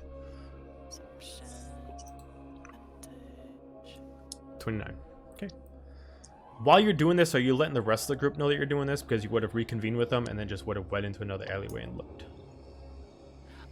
Oh, I didn't know I reconvened with them. I was just waiting for them to get there. You're with Oh. Corbin, though. Yeah, I have Corbin over here, and I would have told him, let's not go inside because we're already being watched. I want to make sure that the rest of the group can enter without anybody watching them. Okay. With the amount of time it takes you to sit there, you do see the elf that you were fighting at come from this waterfall. Mm-hmm. As he peeks out and he kind of does some kind of magical spell to dry himself off from the water, kind of laughs to himself a little bit, The spell also kind of heals him from any damage, so he's back up to full health. Kind of walks over as he walks into somebody, pats each other on the back. As you see another person wearing a very similar cloak, having a very similar mischievous smile on his face, but has more of a crimson-colored skin. So want to shoot him right now. You don't have any of your weapons on you. Remember? Don't. All I have is my dagger. From this distance, you definitely can't hear what they're saying, but they're talking to each other. They're not using thieves' cant, so you can't read that. They're just talking normally. But as they're talking, they each have their right hand on each other's right shoulder. So they're crossing like parallel arm to each other as they're talking. But even if you decide to read lips, it looks like the way they're talking is very fast. Like, even if you read lips, it would be really hard to keep up. And they just look around after about 5 minutes. And then as you see a couple people pass by, someone passes by and you look back, they're gone. Okay. About this point, about 5 minutes later, as you keep looking, you do see the group eventually pass by you without Fig. I'm gonna tail them, make sure nobody else is tailing them as they walk into the inn. Okay, do you all go into the inn then? Cargrim, Hal, Celeste, NG. Okay. Yeah. So you go in the inn. Not to. Right now, the inn itself is currently unmanned. It currently has a sign, "We are closed. If you have a key, help yourself to the room. If not, we'll be open in the morning." That's good. Let's say it's pretty light at night. The Right. time is Yeah, roughly we have about 2 rooms. Okay. the time is roughly midnight, give or take about 20 minutes, depending on you don't have an actual clock with you. Sure. All right. Yeah. There's a room. Hopefully, it's one of us. So Alora, Keep it. you would Maybe notice that's that they true. went inside and they've been in there for roughly 5 minutes. No sounds is happening. No change, if anything, has happened. No one has followed them in. I'm gonna go in after them because I want to tell them about Valeris. Okay. Mm. By the time you go inside, Fig, this would be the time that you would have gotten to the bridge. Okay. I'm going to. You can give me an acrobatics check to hang from the bridge. Sweet. Acrobatics. Natural 20. Wow. So nice. without a problem, 29. you just kind of like swan dive into the water, but immediately like grab a hold and you just kind of like Spider-Man swing from spot to spot underneath there until you find the right spot underneath the bridge that makes you feel comfortable. Yep. You are comfortably hanging underneath the bridge without much trouble at all. Okay. I'm just gonna keep an eye out for a little bit. I'm just gonna probably stay there for like another half hour to an hour.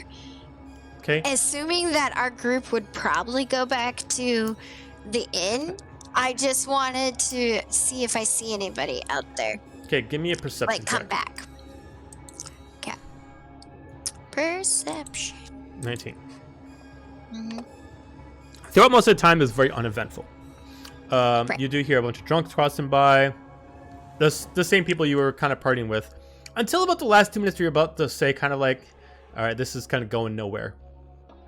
2 people that have the same outfit as the people that are following you, but of different faces. Eventually do the handshake about here, Okay. and they literally water walk into the waterfall. The waterfall actually moves open for them as they pass by. And from that one, what was it? These are entrance to the Underdark. Correct. Yep. So I would know that because I had figured that out Mhm. beforehand. Yep. Okay. Alrighty. Does anything about them seem familiar from Other than their outfits, and that's, previous life? Like give from me childhood? a history check. Cat. 15.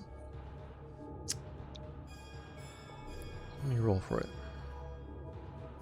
Evens or odds? Let's go with odds. Maybe odds be 11. The 2 races that you see go inside because they do have to drop their hood to acknowledge each other. One looks to be a drow with damaged ears, piercings all across. Looks like he's wearing a capped earring to hide the damage of his ears, and has a lot of gaudy earrings, like 2 on the nose, a couple on the lip, very over the top. The other one has like a braided is a wood elf with extravagant braids where each braid line has almost like a ring on it. Drapes down 2 parts over the shoulders and drapes over her breast line. But still wearing like a very extravagant dress. The only difference is she's the only female of this group you've seen so far. So her outfit still has the same pattern, but it is a, I don't know what ladies call it, but where it's a dress that has a cut that goes down almost down to like the navel point. Oh, yeah. Punch line. V-neck. Yeah. A punch line. But it still has like it still has like a high collar to it. Yeah. And she seems to be commanding things. She looks familiar to you, but you can't place her. Okay. You know that based on her look, and even though she's a wood elf, based off her complexion, she doesn't see the sun much. She's probably very familiar with the Underdark, as most of them are. As all of them you clocked, even though you didn't see all of them, whether they were human or an elf or anything like that, their skin was very pale of complexion. Right. So it means that they're been familiar with the underground Underdark for a long time. Mhm. Yeah. She looks familiar to you compared to all of them, but you do not recognize her of anything you would have seen in the past at least 5 years. Okay. All right. So I see them walking there, right? Uh-huh. Okay. Other than that, nothing eventful.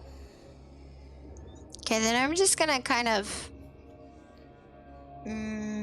How does this bridge attach to the ground here? Is there like?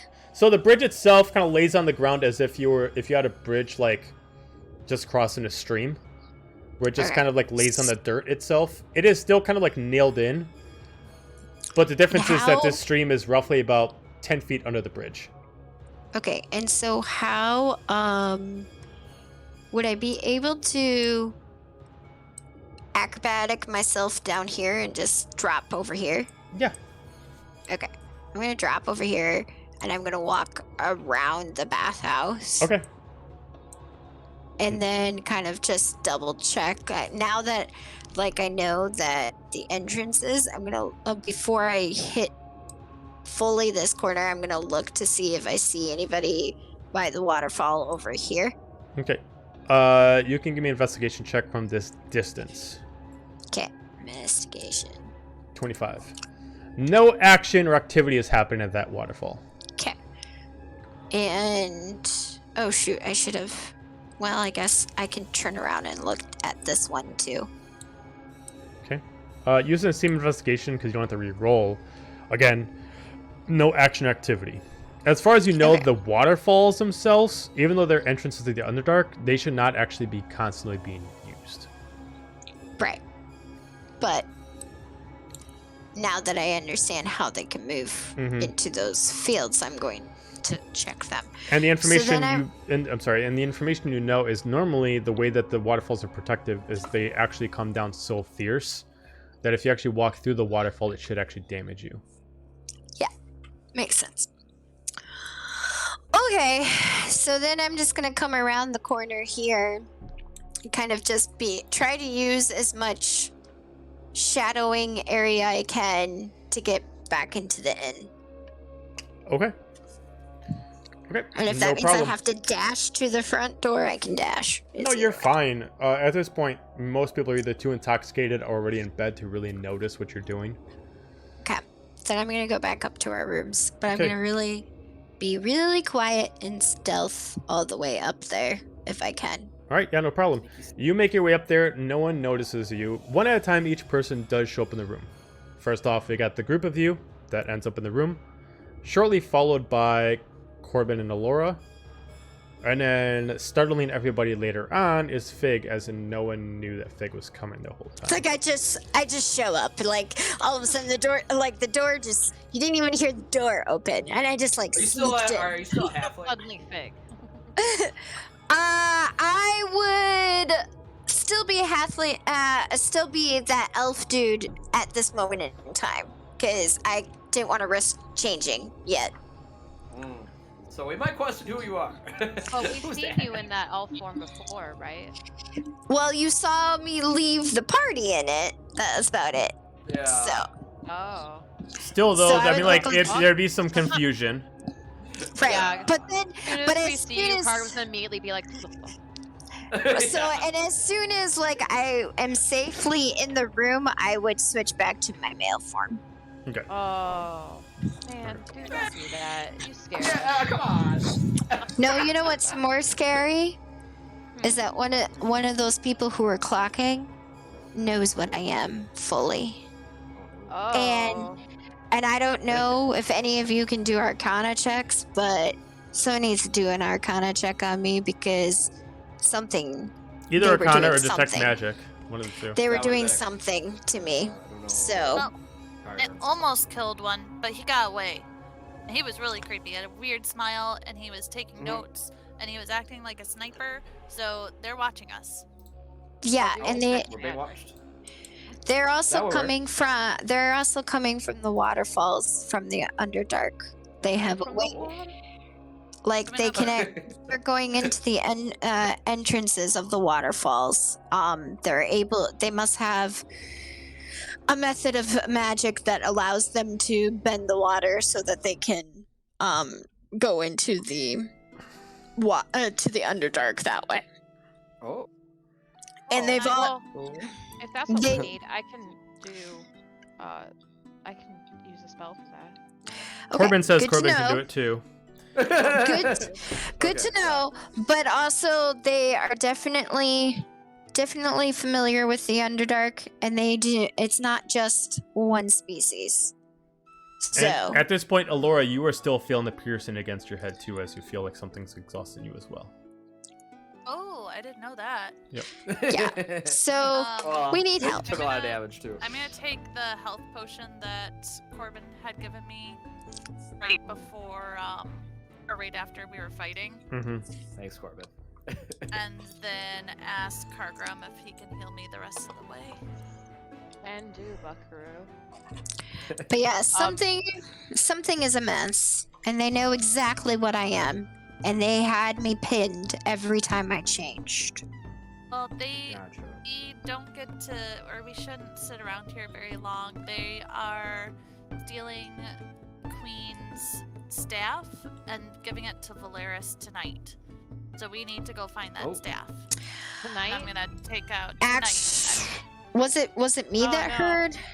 Was it me that heard, or was it Corgum or Gramps that heard the guys say that they already got the staff? The person who mentioned that the staff has already been already stolen and is being sent at this moment, Cargrim heard. I heard that? You heard that. I'm gonna take out the magic map and kind of see if it changes map settings 'Kay. in my new Oh, location. I guess we should go back to Sarah was doing detect magic to try to figure Oh. out what the hell happened to us. Okay, who are you doing detect magic on? Or are you gonna? I forgot. Well, Can you do detect I magic did on on multiple? Fig before I even knew that Laura was experiencing it. Also, Laura, you're healing for 52. All right, so you do it on Thank you do it you. on Fig, and Fig immediately you can tell that Fig is being cursed right now with an ability called All Sight, which as long as the ability is processed, you can either touch the person or look in their general direction for up to 10 minutes, for at least 10 minutes, and you are essentially have a permanent tracker on them for 10 days. Shit. During I'm this a time, you see everything about them, so they can actually see Fig exactly for their natural form. That sucks. The ability does That not wear explains off. things. It is a curse that cannot be worn off unless you actually have a very specific ability like remove curse. Cat. So I'm a liability for our group at this moment Does in Corbin have remove curse? I don't know. Does Corbin have remove curse? No. Sorry, my says. Oh, I have remove curse. Do you? I have an empty spell slot, and it's available to me. So Well, then there you go. You can give it. You can do it. Now, would you like to see what Alora has first? Yeah, I guess we should check Yeah. with I'll have Corbin Do I do have it. to Corbin can do recast? it. I'll have Corbin do it. Okay. Okay. So Corbin does detect magic on Alora, and Alora has something similar, but the difference is instead of it being a all sight, it's specifically a hindrance. So what happens? 12 hours after this curse happens to you, you are now weighted. You're weighted 50% heavier. Your speed was reduced by half for 24 hours, and your perception investigation checks are at disadvantage. Oh, A lot of anti-rogue Jesus. stuff. Oh. Basically, it's to Yikes. stop someone from. It's to stop you from running away. But you got in the carriage. That's why I was trying to see if you're gonna take the carriage or not. Got Nice. As you start walking around, you start to notice that you start to feel like you got heavy boots on, and you feel like taking a sprint is almost too exhausting for you. Oh my gosh, I'm so tired. And I don't know why. No. Well, now you would, because you would have found out. Guys, Oh, y'all excuse both me. cursed. So Well, we're both cursed. On the plus side, we're gonna be very, very much richer. And I reach Oh. in the bag of holding and I pull the head out. See? Ah! You killed the Don? Oh my god! I just go, "Shh." Like I put my hand up to Graham's mouth, like, "Shh." Don't say that very loud. Don't say that very loud. Holy cow. Real quick. So once Cargrim realizes what the curse that Fig has on them is, he's gonna immediately cast Remove Curse On which one? on Fig. Okay. Because he doesn't know what's happened with Laura, because Corbin's handling that. Yeah. Corbin would have mentioned it and wouldn't have kept it Oh. quiet. Shared information. Yeah. Well, But That was a remove little more curse. All right, so Fig, there's no check against it. The curse is gone. Okay. You do feel Fig? that your piercing, like someone constantly watching you, is now gone. You no longer have Okay. like the eyes behind your head kind of feeling anymore. Well, now they're on my shit list. Alora, are you cursed? Yeah. There you go. Now you're not. Now you're not. As Alora starts sprinting out the room, I can run again. I feel so lost. Also, I look at the like two magic wielders and be like, they had, I think, something that they were using to cast these different things Cool. upon. It was one of them, the tiefling, had almost like a wand, but it was not fully a wand from what I can tell. I don't know magic, so I don't understand magic, and nor do I want to, because Cargrim's gonna obviously. stare at Corbin. But that's something to be aware of, because it seemed to be what they were using to channel, to And do Alora, whatever. Alora, were you gonna still pull out the map? Yes. Yes. So you put the map on a table. As you take it out of its case, immediately as like the case comes out, it re-enchants itself. It immediately goes perfectly flat on a table, as it's almost like a 3D projection that kind of lifts itself up a couple inches off the paper itself. It immediately, like a snake, kind of reforms itself. Not so much, because it was only been an hour since you re-looked at it. But using the blueprint of what I got on the screen right now, you see that there's two specific dots. One is black and one is red, and then there's a specific mobile green dot. The red and black one is north of this spot in the Underdark, roughly about 2 miles. Okay. The green dot just went through that spot.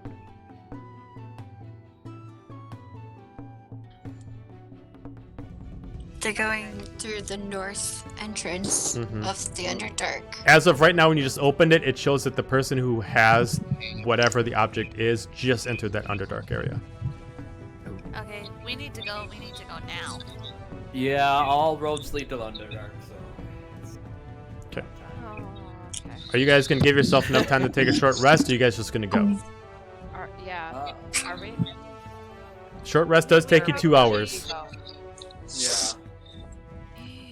I could. Laura, you're Hey, I got one more healing potion that I might take. What does and short rest then- do, bro? So, short rest. So, you literally can't do anything as far as checks or any kind of actions while you're doing a short rest for 2 hours. Right? During that time, if you have any abilities that can be recovered during the short rest, they get recovered. And if you want to heal anything, you can use your hit dice to heal yourself instead of just taking a long rest. Because long rest requires you to take 8 hours of time uninterrupted, and you actually have to sleep. Sometimes, you know, if you have certain spells, we'll let you get back too if you had spell. Yep. So For depending sure. on what kind of spellcaster Okay. you are, some spellcasters can actually get some spell slots back during a short rest. Okay. Yeah, or certain abilities you can get back to. Mm-hmm. How I don't long need of a short time rest. frame would it take me to get my bounty? What do you mean? Oh. Like if I ran over to the bounty guild, threw the head at them, and But said, you "Here you just- go, give but me my you money." Well, just- so remember, You the bounty Detroit. specifically said to return, you must be returned to the Empire. yeah. Fudge. Yeah. It is an Imperial Fine contract that print, went through the man. actual bounty board. So Fine it would print. have to be returned to the actual Empire, but does not say who in the Empire it needs to be returned to. It just says maybe returned Just needs back to the be Imperial to a Army. person Yep. in the Empire. Most likely you'll have to So- turn it to Maybe- somebody who could actually pay you instead of just saying, "Oh, you're a soldier for So- the Empire. Here, give me my money." Yeah. Eh. So maybe you might want to wait on that. Like, Does anybody wait actually on. need healing? Oh. Need a little bit more. Just I was gonna say only Alora needs healing. Other than that, some of you might need Yeah, some nobody else spells got back, down. but other than that, that's really nothing. Is Yeah. there such thing as yield saran wrap I can wrap this head in? Bandages, saran wrap. The old saran wrap. Saran wrap, eh? And then Or you're like fine. a smell of I mean, the best preservation thing you can do is what you did, which you wrapped it up in some of the actual cloth that you got from there. That's like the best thing you can do in this area. I mean, there are places around the realm that you could buy stuff that's specifically for the Twisted and Demented to actually keep their things preserved, but not in this Right. area. Head of the door. Okay.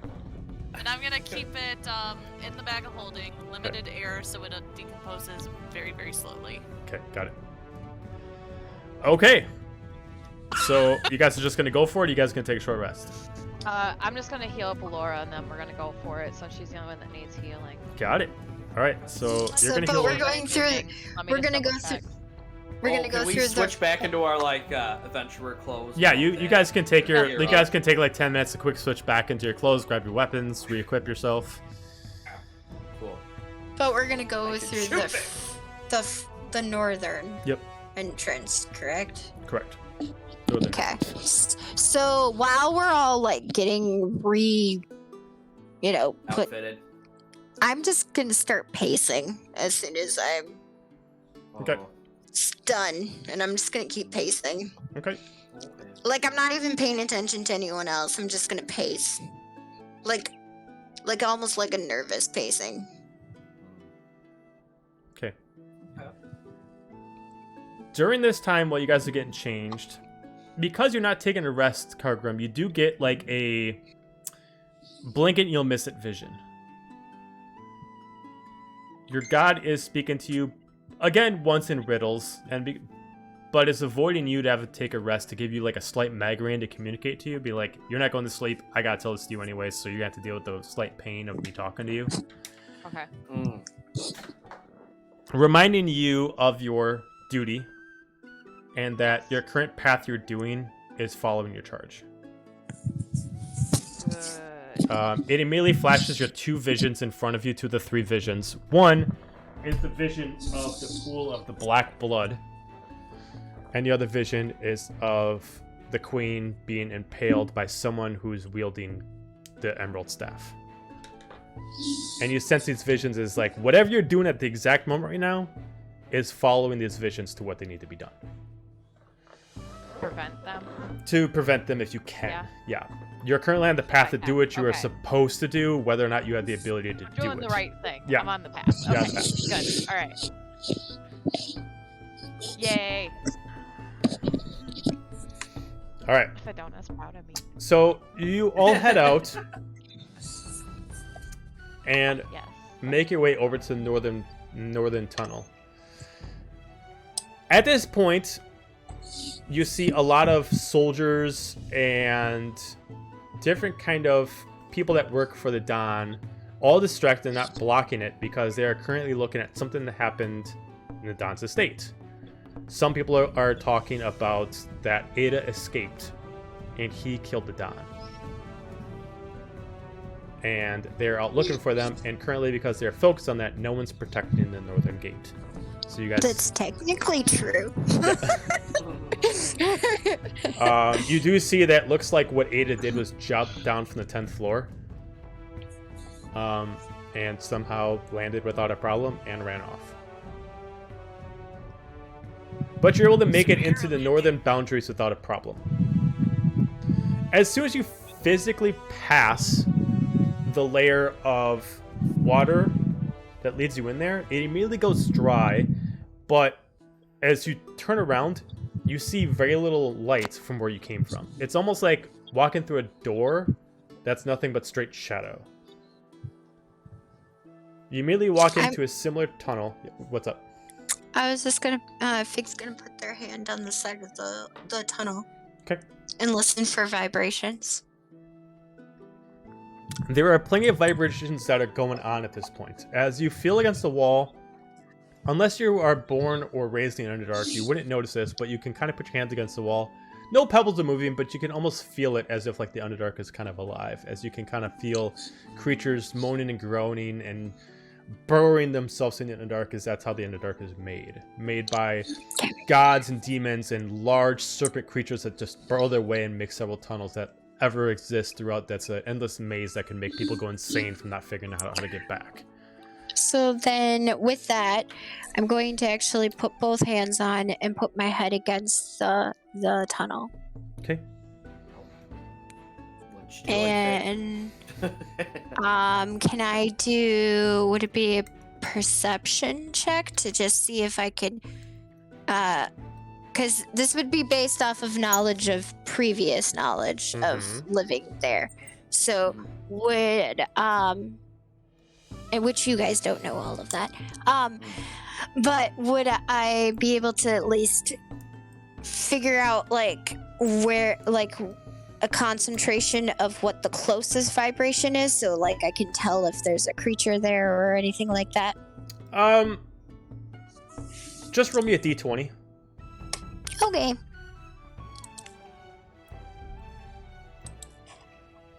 Oh, nope. It's a 2. Maybe it's just because it's been a while since you've been in the Underdark, but it's not like you're losing disconnection. It's just maybe the person passed by too quickly or something like that, but you're not really getting it there. Okay. Maybe you need to try it again a little bit later, but you're just not feeling it right now. Okay. Then I'm just gonna keep walking. I'm not even gonna answer you, sorry, Hal. I'm not gonna answer you. Okay. I'm just gonna start walking. So, immediately as this tunnel, roughly about, not fully circular, it's kind of jagged in. I mean, no one specifically made this. This is cut in, creatures burrowing through. Some people made it specifically so they can make their underworld home, but it's not meant to look fancy. It's still damp. It's still humid. It's just gross feeling. There's very little amount of water, but anybody who lives down here is not used to getting a large amount of water source. You can see some torches around the place that are lit. Maybe they're enchanted by some kind of magic, so they never get put out due to very little amount of air coming in through here. But it is hard to breathe. Fig, out of the only person of the group, kind of adjusts this a little bit quicker than everybody else as everybody else kind of comes in. It's kind of like walking through a mid-range sauna.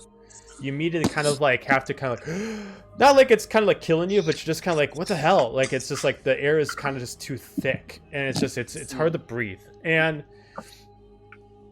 you immediately see that the tunnel ahead of you is not as complex as you would assume, at least not for the beginning portion. What would you guys like to do? Well, Definitely sneaky sneak. I want to keep watching the map and following the red and black dots and green dots. Okay. sure. Okay. I will follow Alora's lead because she seems like Yep. she knows what she's doing. Okay. She has a map. I'm here for So- popular support. Without a problem, you guys are able to make it through. No one's really in there right now. Take about 5 minutes, and you get your way through, and you eventually find yourself into a mid-sized open cavern. lit up by torches every 2 feet, totally circling around the cavern with 3 other pathways in it. Dead center is a cabin surrounded by a small 2-foot deep stream. Nothing crazy, just enough that just has a little bit of liquid inside. The house itself is covered by many torches, lights, and enough to illuminate the whole area. Immediately, Kargrim, you kind of get a flash of another dwarf, dark skin, always smoking a big cigar, large hammer, and you recognize this as his house.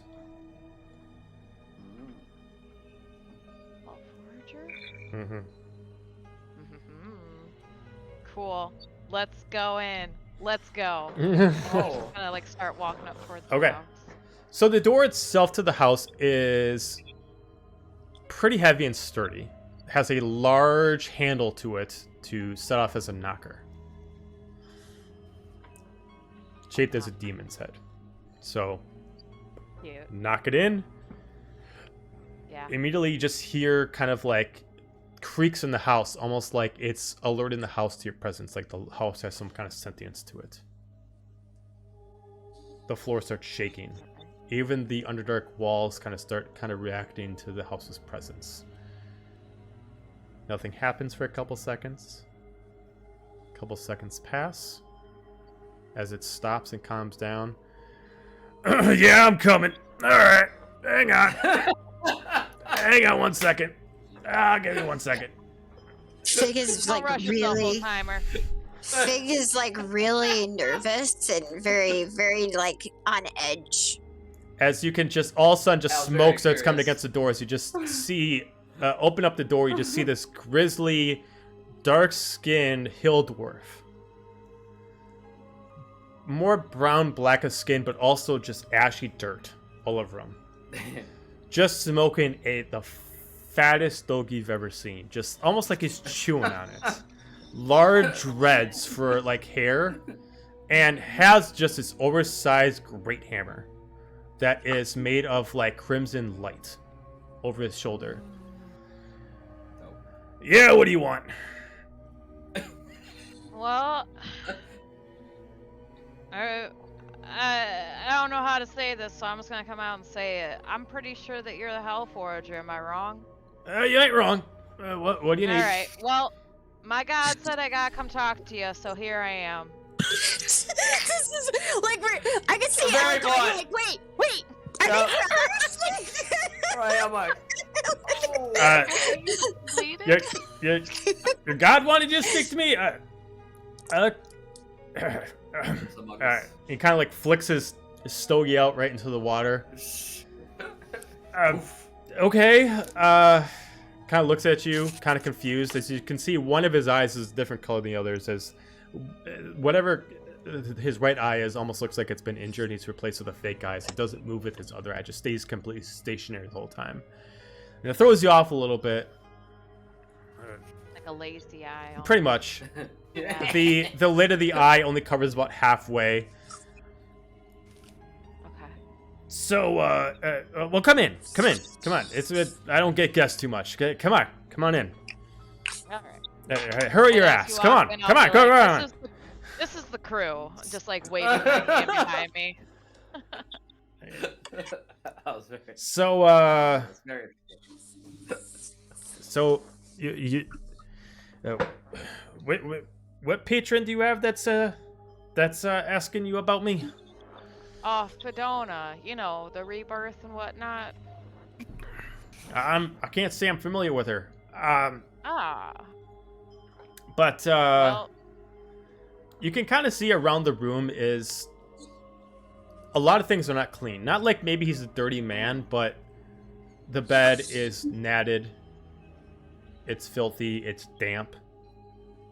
He looks like he's been constantly sick, yeah. like sweating in sounds his about bed. Right. You can see that the forge itself is still burning, but it looks like he's been working on the same piece for a long time, which, from what you're told, the Hellforger can make a piece in a day. But you do see the walls are decorated with unique pieces. A great sword that looks like it's enchanted with like 5 different stones in it. You can see two throwing axes that look like the heads of their faces are dragon heads. You can see a wizard's staff that looks like it's literally coiled out of a true snake that's just been turned into copper. You see all these unique items that look like no other person could ever forge these without a certain type of magic. Yeah. Eos would like to go over. He said the fire's still lit. Yeah. Or the forge was still lit. Yeah. Eos would like to go over there and warm up because it's been a while since it's warmed up a bit. Okay. So he's gonna go hang out over there. We're gonna chill. Eos. Oh, well, Yeah, look at he's that! like, oh my god, I love it! I have not seen a phoenix in quite. Oh, look at you! Oh, Those flies yeah, you get nice and warm, little guy. All right. Ugh. So, well, have a seat. Thanks. He kind of like leans himself back on like this stone, kind of like rocking chair. Kind of puts himself back. Kind of has like a therapeutic pillow that he kind of puts down. All right, and he kind of like lights himself up. He kind of like just flicks his thumb and lights himself another cigar. All right. So, well, what can I do for you and your patron? Well, I'm pretty sure we gotta stop this plague bullshit that's been going around the world. And somehow I feel like you gotta help me with that. That's my best guess. I don't know. I don't know what your friend has told you, but I don't leave this area. This is my domain. I don't leave. My charge is here. I don't know what you want me to do. I don't think you gotta leave. What do? You create weapons, right? Kind of looks around It at would the make walls. sense if you I mean, gave- if it was that a is kind of weapon what I some do. sort. Yeah. Yeah. Wait, you know what? Let me just ask him. And then, try to talk to his deity to figure out why he's there. All right. So you're gonna pray. What's the thing? Are you gonna physically Ooh, pray? right. Yeah, I thought there was Or the contact or... commune. I can just picture Elle like trying to like analyze. Are they? I am. I'm like, Are they related? Like, wait, they talk the same thing. Like they do I'm look looking completely at the different. Not even map just and looking age, at but them. because he's a hill dwarf, and I believe Kargrim is. What kind of dwarf are you, Kargrim? You're a. I'm pretty sure I'm a hill. Are you a hill dwarf? Wait, let me double check. I don't know what I am. Someone tell me I don't know. I don't Crisis. know what I I don't know why. What What am I? Who am I in this big wide world? How do I not know? I'm Why am I I'm not checking. on I'm here? checking.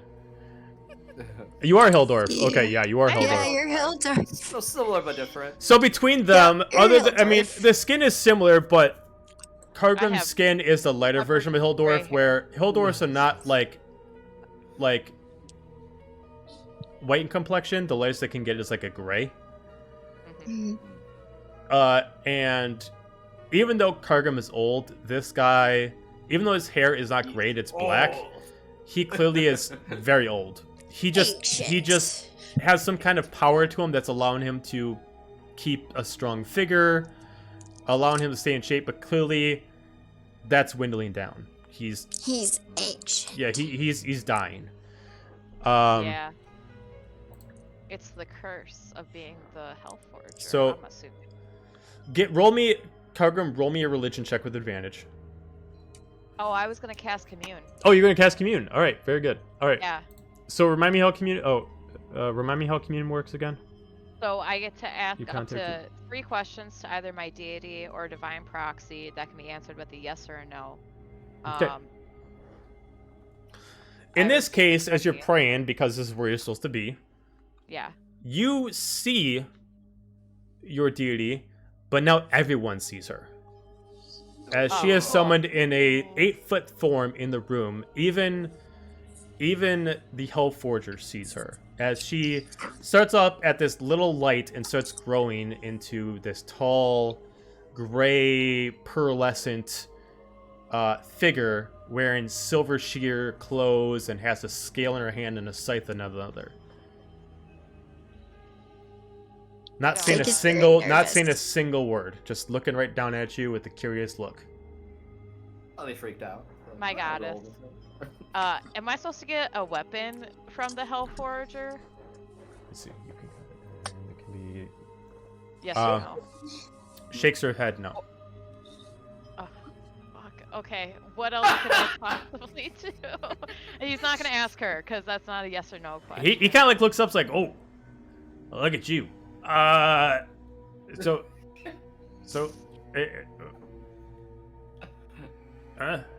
who are you? Oh, this is Fedona, Hellforger, Fedona. She just kind of like looks at him and just kind of shakes her head, looks back at you, and just kind of like looks at you with a curious look. It's like, oh, I've okay, yeah, sure. So, what do you want from me?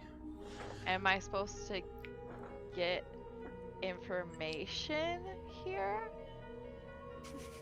Yes. Okay. What No, that's not the answer. Think of yes, no questions. I know, it's so hard. I should have just prayed. Yeah. I'll tell you what. Roll me while you have it up. Just roll me a religion check, a regular. Okay. Do it. Do it. You got this. You got this. 17. Okay. She looks at you. She looks at him. Almost at desperation, as like this moment's gonna pass. She puts her hands up, lifts up the scale, and she immediately takes the hook of her scythe and weighs down one side purposely. You start seeing the Underdark, or start feeling the Underdark shake. What is she doing? I don't know. But Cargrim's just nodding his head yes. As he starts looking like he's getting a hike. Oh, what is she doing? Oh, no, I don't like it. I don't like it. Oh god. As you start seeing a shadow appear from behind him of what looks like him, the dreads and everything like that, but starts growing taller. About same size as your deity. Wings start to expand. Starts flowing through the fire itself. As the fire starts coming out and starts creating itself a demon. Stands up. Tall, skinny, made of straight up fire. As you can only see the hollow eyes of nothingness. The depths of just black. Horns gold. Wings just draped down as you just see a human figure stand. As you just see him bow to her and she bows to him. The Hellforger looks up. Oh, it's been a long time. Kind of puts down the cigar. Looks. I'm so hilarious, amused by this voice. Yep. Oh yeah. I love it. He like tries to like clear himself out. All right. So is it that time? Is this the one? Looks. Points out and shows kind of like a long fingernail extended and points straight at Cargrim. Well, hate to tell you, my friend, but looks like I'm clocking out. He just kind of steps up and just kind of. Oh. No.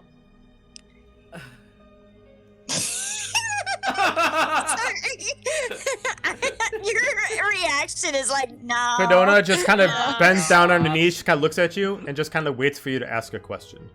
Kind of stares at you and just kind of leans down. Are you expecting me to become the next Hellforger? No! What? Damn it! Fine. Okay, This I is guess so- I'm here to take your job. Congrats clocking out. Oh, well, it's not quite yet. I mean, I wish I could just, leave. But I got contracts to do, and it'll take about a year before you take my job. I mean, you got time. It's you gotta learn the ropes and everything like that.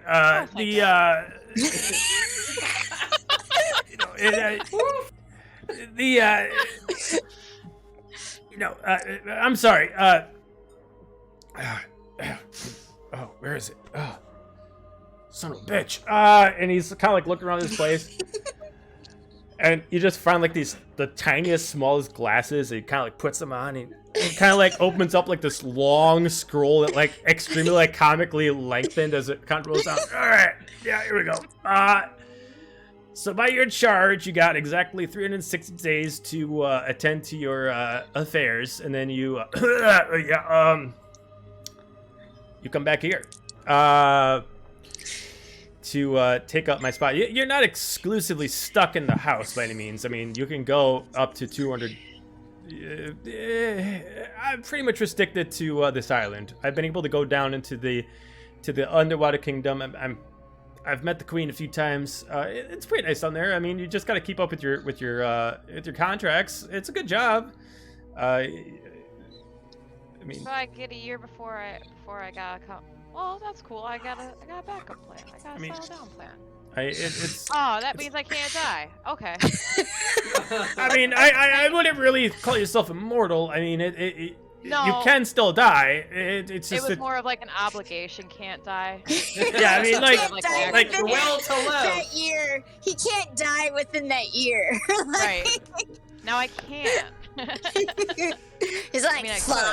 Not allowed to. Like, Right. Exactly. now I'm not allowed to die. Someone's Dang gotta it. tell him. Like, I have to try to live. What? Motivation to live. oh, Okay. that's funny. Well, I'm sorry. Oh God, where is it? It's been so long. People don't usually. Right. And he kind of like pulls out like this little card, like looks at it. Right. Rogan. Kind of puts his hand out. I will extend my hand as well. Pleasure to meet you. Cargrim, right? Carver, yeah. All right. Carver. Cool. Well, Not Sorry. awkward at all. You both are so awkward. Well, I it's very interesting in this conversation to right be now. like, he kind We're of points still up. He conversating. kind of points up. Well, this is a freet. He'll be taking care of your charge. I mean, you have your deity, but think of it as a rare occasion of having two in the hand. You'll be helped out by him as much as her, and if she charged you to come here, well, I don't know why I gotta do this. I don't know why they can't speak for themselves. As they kind of like look down, just kind of like creepily, just like looking at you, kind of like, yeah, get to it. You know, say your piece. And as he's saying it, you can see that even though her scythe is holding the skill down, it's slowly even itself out. Okay. I mean, I don't know what you did to get this job. It's not a bad job, but you know, you're obviously being forced to do it, so you probably, I don't know. But you got 1 year to take care of what you need to do. Oh, congratulations. Yeah, cheers. Did we celebrate? You got a little beverage? Oh, do I? Well, hang on a second. And he kind of like pops like a little like hidden shaft, and it kind of goes downstairs a little bit. Oh, where is it? As you kind of like hear him like ruffling through like a bunch of different containers. Ah, that's right. And you hear him like dragging up like this big, huge cask, and he just slams down this giant thing of ale bigger than him. I believe it's time for some celebration. As he immediately just starts throwing down dirty glasses. And just starts pouring everybody just like a large thing of overflowing ale, and just starts throwing it at everyone. It's a good time for celebration. You know, I'm God, how old am I now? I don't know. It doesn't matter. I don't know. I'm pretty old, and I'm getting sick of this job, and I'm glad you're taking it over. You know,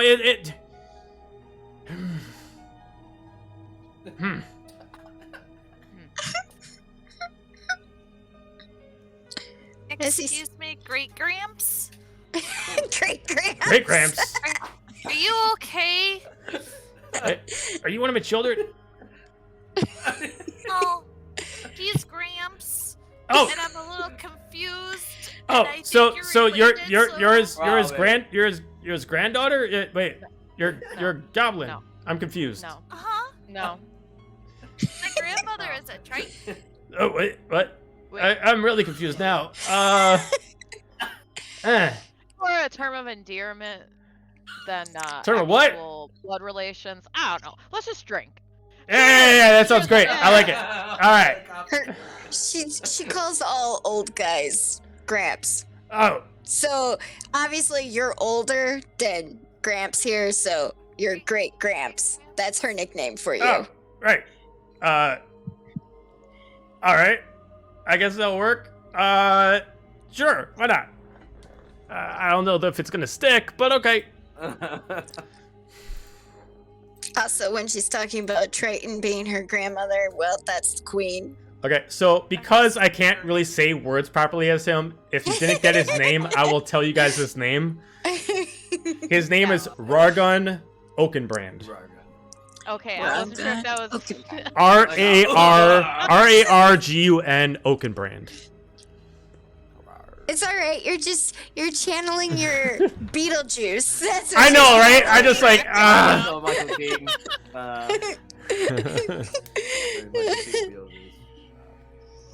I know that Celeste and NG are just enjoying the drink. I'm not drinking. it is. Plus mine It is is too. some thick, piss poor beer, but it is like just very badly fermented ale.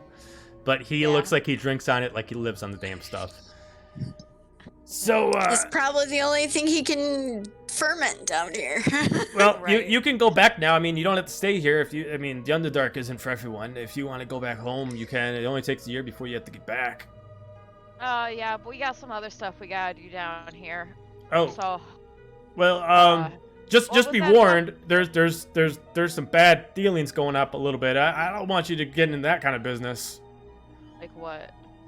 It was some kind of there's some of those fallen members that kind of came by, and there was a dude that just walked by with a weird staff, and I got to give people permission to Yeah. cross by, Where and we're going. he paid me a good trip. Oh, I mean, I don't know. I mean, he walked in that direction. He went a little bit north, and he was going the same direction as those fallen members, and those guys kind of creeped me out. And I've been around for like thousands of years, and not too many things scare me, but those guys give me the heebie-jeebies, and it's it's a little weird, and We actually need to find them. Yeah. What for? So you said they went north? I mean, they took the North Cave. I hear them doing some stuff. They make some weird, like bunch kind of music, and it was kind of weird, and it was kind of odd, and I didn't really care for it. I gotcha. Okay. Those kids and their damn music. Those damn kids and their music. This is my new favorite NPC. Yeah, for real. I'm glad you guys like them. It's the best. Hal would like to ask him, hey, because I see like all the stuff he has, and he's been around for a while. I was like, hey, Rargun. Oh, what's up? Do you have anything in your fast, wealthy lair here that could help us on our journey? Well, I mean, I got a bunch of different things. I mean, you want to hit hard? Do you want to, cut deep? What do you want? Hit harder. Sure. Hit harder. We'll All right. go I for mean, you're not really that strong. You might not be able to hit too hard, but I got something. How much you got? not a lot. I mean, my stuff's pretty expensive. I mean, they're all custom pieces. I mean, like, if you want to go kill yourself something else and bring me a piece of it, I can make you something. But these are all custom pieces. I mean, he kind of pulls out like this short sword that's roughly like his size. Like, it's a good size for like him and Cargrim to use. And he pulls it out. He's kind of like balancing it a little bit. He's like, this guy is not that great, but I'd still price him out about 50 platinum. Oh. You got any warhammers? Oh, do I? I mean, like, and he kind of like opens up some stuff. And he kind of shows you behind the forge, and he's got just like a whole wall of nothing but different kind of hammers and axes, and just like a whole wall of warhammers and great axes. He's like, these are my great possessions. I mean, you're a dwarf. You know that swords suck. Axes and hammers are where it's at. A sword. Okay. What's the best one you got for as far as hitting hard, hitting strong? I mean, if you want to do some damage, I mean, hang on one second. And he kind of like gets like this kind of like one of those rollable like library ladders, and kind of like climbs himself up. Ah, god damn it! And he's kind of like, it's like, oh, it slipped out again, and he kind of like pushes in his back a little bit. Oh no. Kind of goes up. He's like, all right, give me 1 second. And he kind of slides himself over, pushing one small leg off the wall. And he stops over with this one huge hammer. And it's like it's meant for a dwarf size. So he kind of takes up, he puts it behind his back, and he just slides down the ladder. All right, so let's be honest. These are not. I don't wield these weapons. So I don't really give them names. So if you want it, you can name it. But and he kind of just drops it with the head face down. As he immediately drops it, it looks like it's like a comet just hit the ground. Like it immediately just makes like an impact on the ground, even though he just dropped it like 1 foot. And he's like, well, I mean, you can see it does some damage. Like it kind of like twists the handle and immediately inflames. He like twists it back, and then immediately he picks it up, and he can like it almost looks like it's lighter from, where he can kind of like twist it and bend it and stuff like that. He's like, sometimes I use this guy because that, back's a little problem. He takes the hammer, and then all of a sudden, one of the his barrel just gets pulled towards it. Nice. All right. Do I get a predecessor discount or? I mean, you didn't start learning yet. I mean, you're getting a little ahead of yourself. You want you want to run before you walk. Trust me, you want to take your time. You don't want. I'll tell you what. You come back here when you're done with your crazy kid stuff, and you come back here, and we'll talk about getting you some kind of discount. But you can't. I mean, what you got? You got 50 gold, right. 100 gold. How much is it? I mean, this guy. I mean, for another dwarf and someone taking up his spot, I'd say 500 platinum. 500 platinum. 500 platinum. I mean, if I gave it to some odd stranger, I'd probably go more like 700 platinum. All right, I'll be back with 500 platinum. All right, sounds good. All right. Honestly though, these pieces are kind of like people made them and they didn't buy them, so they're just kind of left around. So if you understand how this works, you can kill off a creature that lives here in the Underdark, and you bring me a piece of it, and I can forge it into something for you. That's usually better. That's the job. Better than this? I mean, this is quite unique, but if you want something truly like you killed it, you make it. That's the best thing for you. I mean, like, you can always spend money to get whatever you want, but let's be real.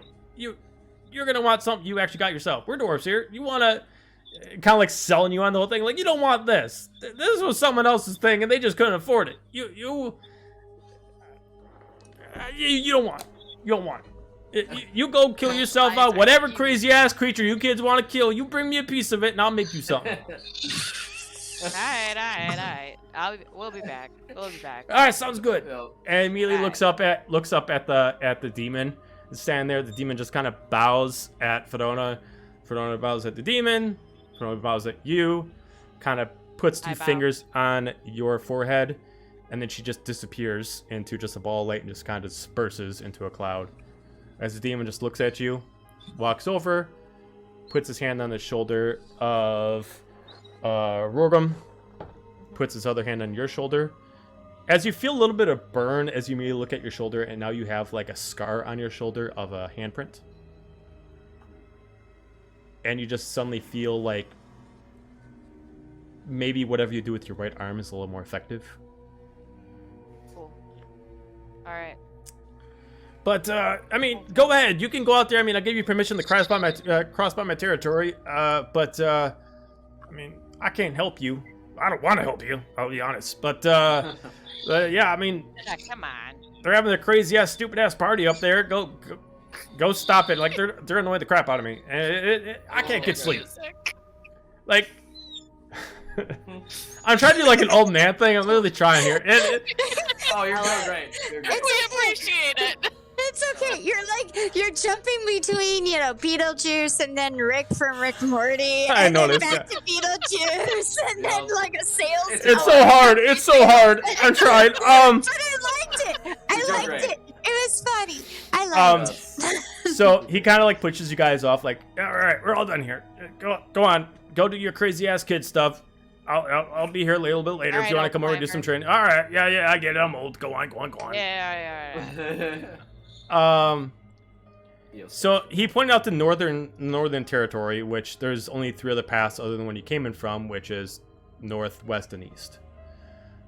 As immediately as there's something that this demon did to you, you can almost kind of hear a little bit further too. So automatically you get 2 abilities now. Anything you swing with your right hand does an extra +3 attack bonus. Oh, snap. Your hearing in the Underdark is increased by 500 feet. But only in the Can't Underdark. hide from Cargrim. And by the way, you could have turned Only in them down. You Underdark? didn't have to do it. You could have turned it down, but it was just like the charge that was given to you. Cool. But yeah, so when you swing with your right hand, so if you use a weapon that requires your right hand, you can get a +3 attack bonus, and then add it to what you already have. And then yeah, in the Underdark you get extra 500 feet of hearing, but it's not like passive hearing. You got to actually concentrate. Gotcha. But using that, you do hear like a chanting, just almost right at the edge of that 500 feet north from you. You can constantly hear some stuff, but occasionally you constantly hear, like, you can't hear the words because it's all jumbled, but you do, the one phrase that keeps grabbing at you is All Mother. All praise All Mother, all hail All Mother, All Mother's coming for us, All Mother will save us, so on and so forth. Creepy. Not unless we kill her. So that's where we're going to end it for the night, Oh, because next session we will have combat, because now you guys are getting into Yay. the Underdark and more combat oriented stuff. We'll have a boss battle actually.